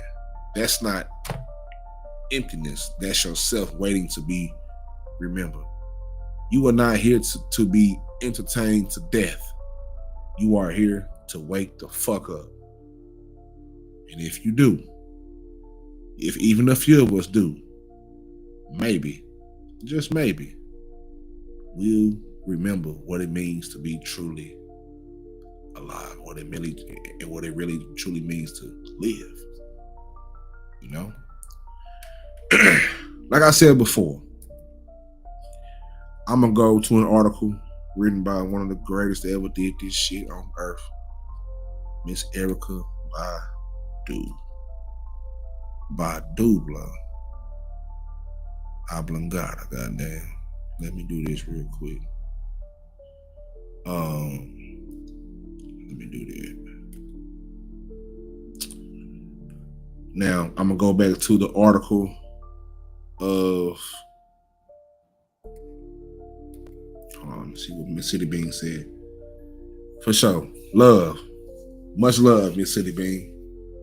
Much love, for sure. Him saying that just shows that he doesn't have a creative mind outside of the BS, because your content is very informative and things you think. Yeah.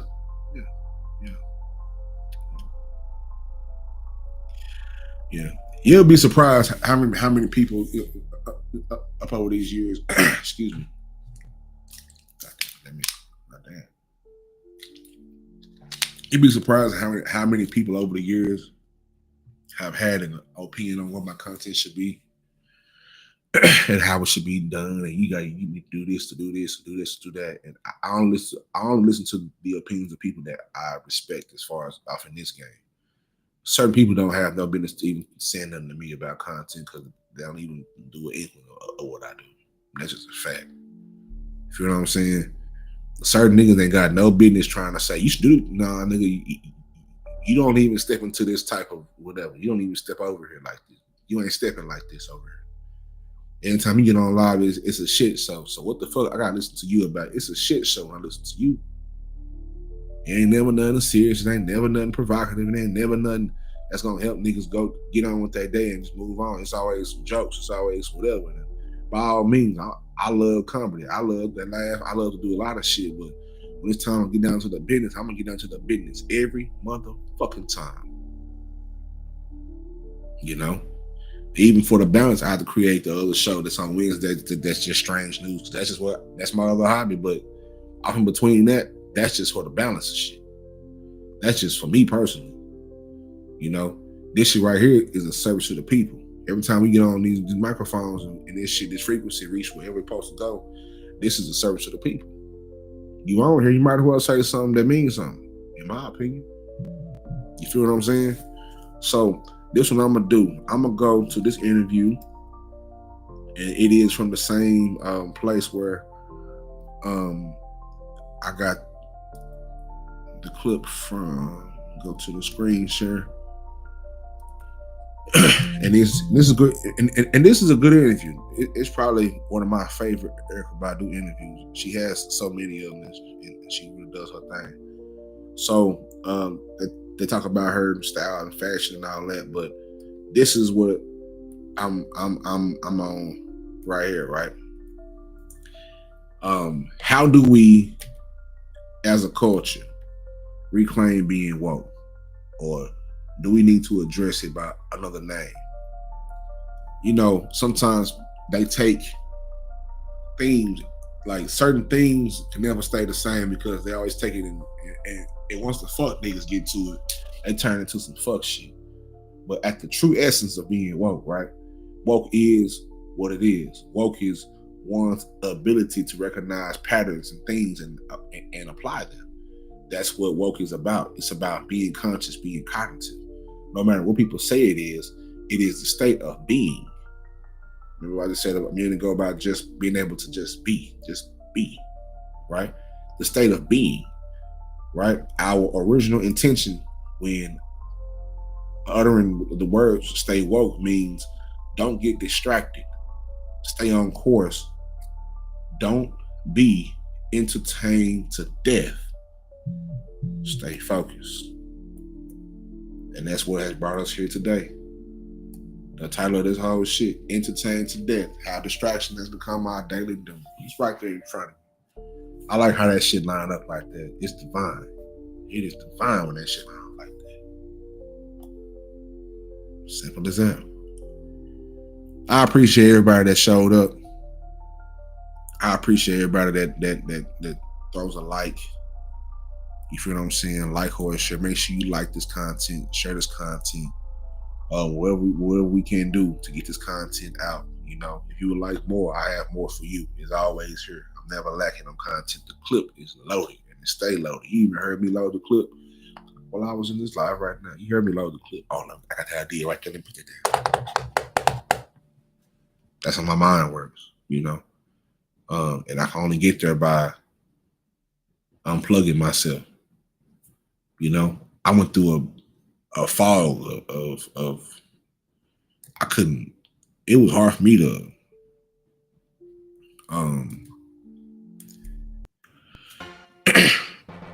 it was hard for me to think about certain shit. It was hard for me trying to create content. I went through a fog of, man, what do I say? What do I do? I'm trying this way. It's not working. It's not. And I had to reclaim myself. I had to unplug and take a step back and look at my life and look at what I've been through. Look at the original reason why I started doing this shit. It wasn't for fame. It was for, number one, it was for me personally to get this shit out. And number two, it was for people to understand that you're not alone. It's somebody else just like you going through the same thing that you're going through. You know what I'm saying? And hopefully I can get to at least one person, two, or a few people. You feel what I'm saying? To come listen to what I got to say. And hopefully what I have to say and what I produce helps them. And we go forward with that. And if they like it, shit, I love it. If they love it, I like it. Vice versa. Every way you can say that shit. You feel what I'm saying? So I had to get back to that. And then here we are. So thank you for showing up to the show. You feel me? A few things, a few church announcements before we get up out of here. If you would like to donate to this platform financially, up at the top right-hand corner of your TV or your screen, I don't know what you're watching this on, but $ mind your mental, how you donate to the platform financially. I appreciate everything. I appreciate you people who have donated to the platform. Thank you very much. I appreciate it. I really, really do. One thing I don't take for granted is people's hard-earned money and putting it towards something that they feel like they can invest in. And one of the best things now is finding ways for people who invest in to also get a return back more than just content, to actually get something that's tangible in return. So I'm working on that. We just need more people. That's why I say, hey, everybody got to share this out to you. Everybody share it to your mama, your auntie. Everybody, you got to share it. Share it out. You know what I'm talking about? Get me out there. Blow me up. Blow me up, man. Shit. God damn it. Bottom right-hand corner is a QR code. That QR code is going to take you to my link tree with everything that's Trill Pill involved in it, from social media platforms to whatever. It's going to take you right there. You feel what I'm saying? Also, I can't leave here without this right here. If you're in the Dallas-Fort Worth area, or anywhere beyond, because we are mobile. One-of-one furniture, restoration. Don't throw it out. Give us a shout. Holla at my brother, BruceG953@gmail.com, or for all my interactive human beings, man. Top left hand, it's a QR code. You take that right to the promised land. If you got a chair that won't fair, if you got a table that ain't stable, you feel me? One-on-one furniture restoration. We'll turn that little wobbly ass chair you got into a piece of art. Put it in good hands. You can trust us. Don't throw it out. Give us a shout. BruceG953@gmail.com. Shout out to my brother. You feel me? Go do that. Now, the prescription. I have a Substack. For those of you who know what Substack is, it's a platform, for the real ones. It's a platform if you are an avid reader, if you are an avid thinker, you might want to go over there to Substack. It's a lot of dope shit over there. It's a very dope community over there at Substack as well. It's a very dope Black community over there at Substack as well. It's not toxic. It's very intelligent. It's very smart. People are actually over there really thinking and really writing and really reading and really using their brain for something more than a goddamn hat post. You feel me? The prescription is over there at Substack. QR code on the right-hand side as well. Spotify. I have a lot to upload to Spotify. A lot of these episodes to update at Spotify. Make sure you do that as well.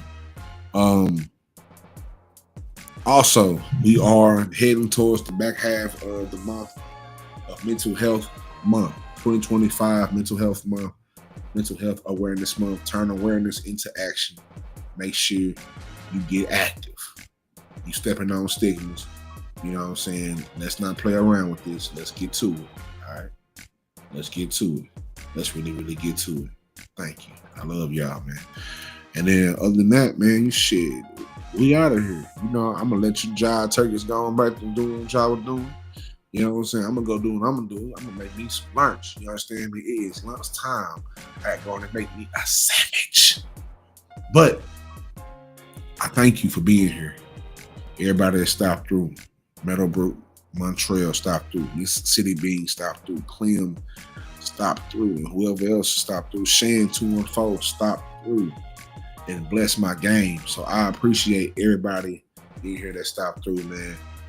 Y'all have a safe Memorial Day. Be careful out there in the water, on land. Don't do nothing stupid because you got to go to work on Tuesday. Don't do nothing stupid because you got to go hustle on Tuesday. You know what I'm saying? You hustling today. Don't go do nothing stupid because you got people that depend on you to make the right decisions and not be a dumbass and, make the right decisions. So don't be stupid. You feel me? Be safe. Be careful. Wrap up. Life jackets. Everything like that. Do not come out of the holiday weekend with problems. You feel me? So that's that on that, man. I'm gone. I'm out of here. Yours truly, Trill Pill. We're gonna leave out with a nice tune, man. We've been heavy on what we've been heavy on. So we are going to go with one of my favorites, Dallas music of all time. I play this on here a lot. One of my favorite songs. Crawl Before You Ball, Rally Boys, rally up out there. You understand me? Rally up. Shout out to my city, Dallas, Texas. Shout out to the city I'm living in, Tulsa, Oklahoma, and shout out to everywhere else in the universe. You are now listening to one of the greatest niggas that you ever heard before. You don't even know it's just a trip. It matter.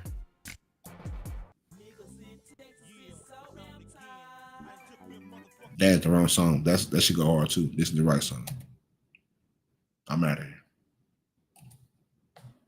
For real this time. If it should click. Get to it. There we go. I'm gone, man. Trill Pill, man. I'm out of here. Straight lace, no chase. Yeah. Ready, boy. Southside niggas. The realest. What? Been this game so motherfucking long, my nigga. You know what I'm saying? Can't do nothing but keeping shit real. You know what I'm saying? Ain't nobody ever gave us a motherfucking thing. You know what I'm saying? You heard me word down all by my screen, man. All day, every day. From a sack to a bird, from a dope house trap when I started from a curb. Niggas didn't wanna see us, now it seems like they heard. Bitches didn't wanna speak, now they tweet for the dick. Niggas showing us love when they used to talk shit, but I forgive and steady live, cause y'all can't take nothing here. We all in since the day I begin. It's in my blood, spirit of a thug, nigga tattooed on my skin. Life in the fast lane, hustling for more change, either from this music or this non-stopping dope game. From crawling to ballin', Mr. Lomax shot calling on the cellular, telling her to get her ass on schedule.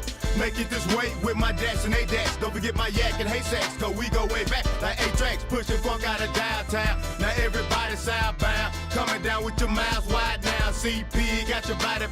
Now the whole South is riding. But I got the whole studio clouded. You got to crawl before you ball, ball till you fall. Play up, we gon' do it all in this game. That's right, cause that's the way shit goes. Ain't no time for thinking slow. You got to crawl before you ball, ball till you fall. Play up, we gon' do it all in this game. That's right, cause that's the way shit goes. Ain't no time for thinking slow. I'm dodging killers and feds, jacking Jamaicans with dreads. My calico's busting back, but getting put in the red. I took a look at the game before I stepped on the field. I observed rich niggas that ran with cheese that kill. Playboy, keep it real, have some dreams to make meals. Rolling Billy, continental, living houses on hills. Cause asking me for a front, so you can flout them hoes. It's either pay me back my cheese or get a bloody ass nose. See, that's how the game goes. Ain't no friends or no foes. For them birdies that don't trip niggas be putting kick those. Just talking about taking mine, I'm leaving chills in your spine. Cause like Malcolm, I got the AK taking peeks out the blind. If you think that I'm lying, I bet your mama be crying. Trying to come up too quick, that's why your ass has been dying. I've been down for 10, I made G's and stacks. Trying to ball before you crawl, boy, you never do that. You gotta crawl before you ball. When you do, ball till you fall. Play up, we gon' do it all in this game. That's right, cause that's the way shit goes. Come on. Ain't no time for thinking slow. You gotta crawl before you ball. When you do, ball till you fall. Play up, we gon' do it all in this game. That's right, cause that's the way shit goes. Ain't no time for thinking slow. I got to keep my mind right because there are times like these. I got to bottle weed, blow some four hoes and enemies. Cause chochos be dropping like rain. You can't be stopping game around here without that popping, man. We chopping game, nigga, like Leatherface. Fool, I could've thought of a better place to put it down from. Players be drowned up. In pools of ice, you lose your life. When you start that jacking, what shooting at the fools be like? That nigga that packing. Give me life and luxury. Nothing but the best. If I can't ball, Mr. Officer, then let a nigga rest. For the love of money, niggas will do hella wrong. Especially when they think you got your major cash on. I got my game from an old school knucklehead. Put me down with a hard ounce, 38 holding leg. Be about your bread. Listen to what that old man said. From the game that he spit, that's probably why I ain't dead. Too much game on my head. Fuck them cops, fuck them feds. Niggas heard what I said. Roll like the mob and do our job and keep the shit cracking. Real niggas make it happen.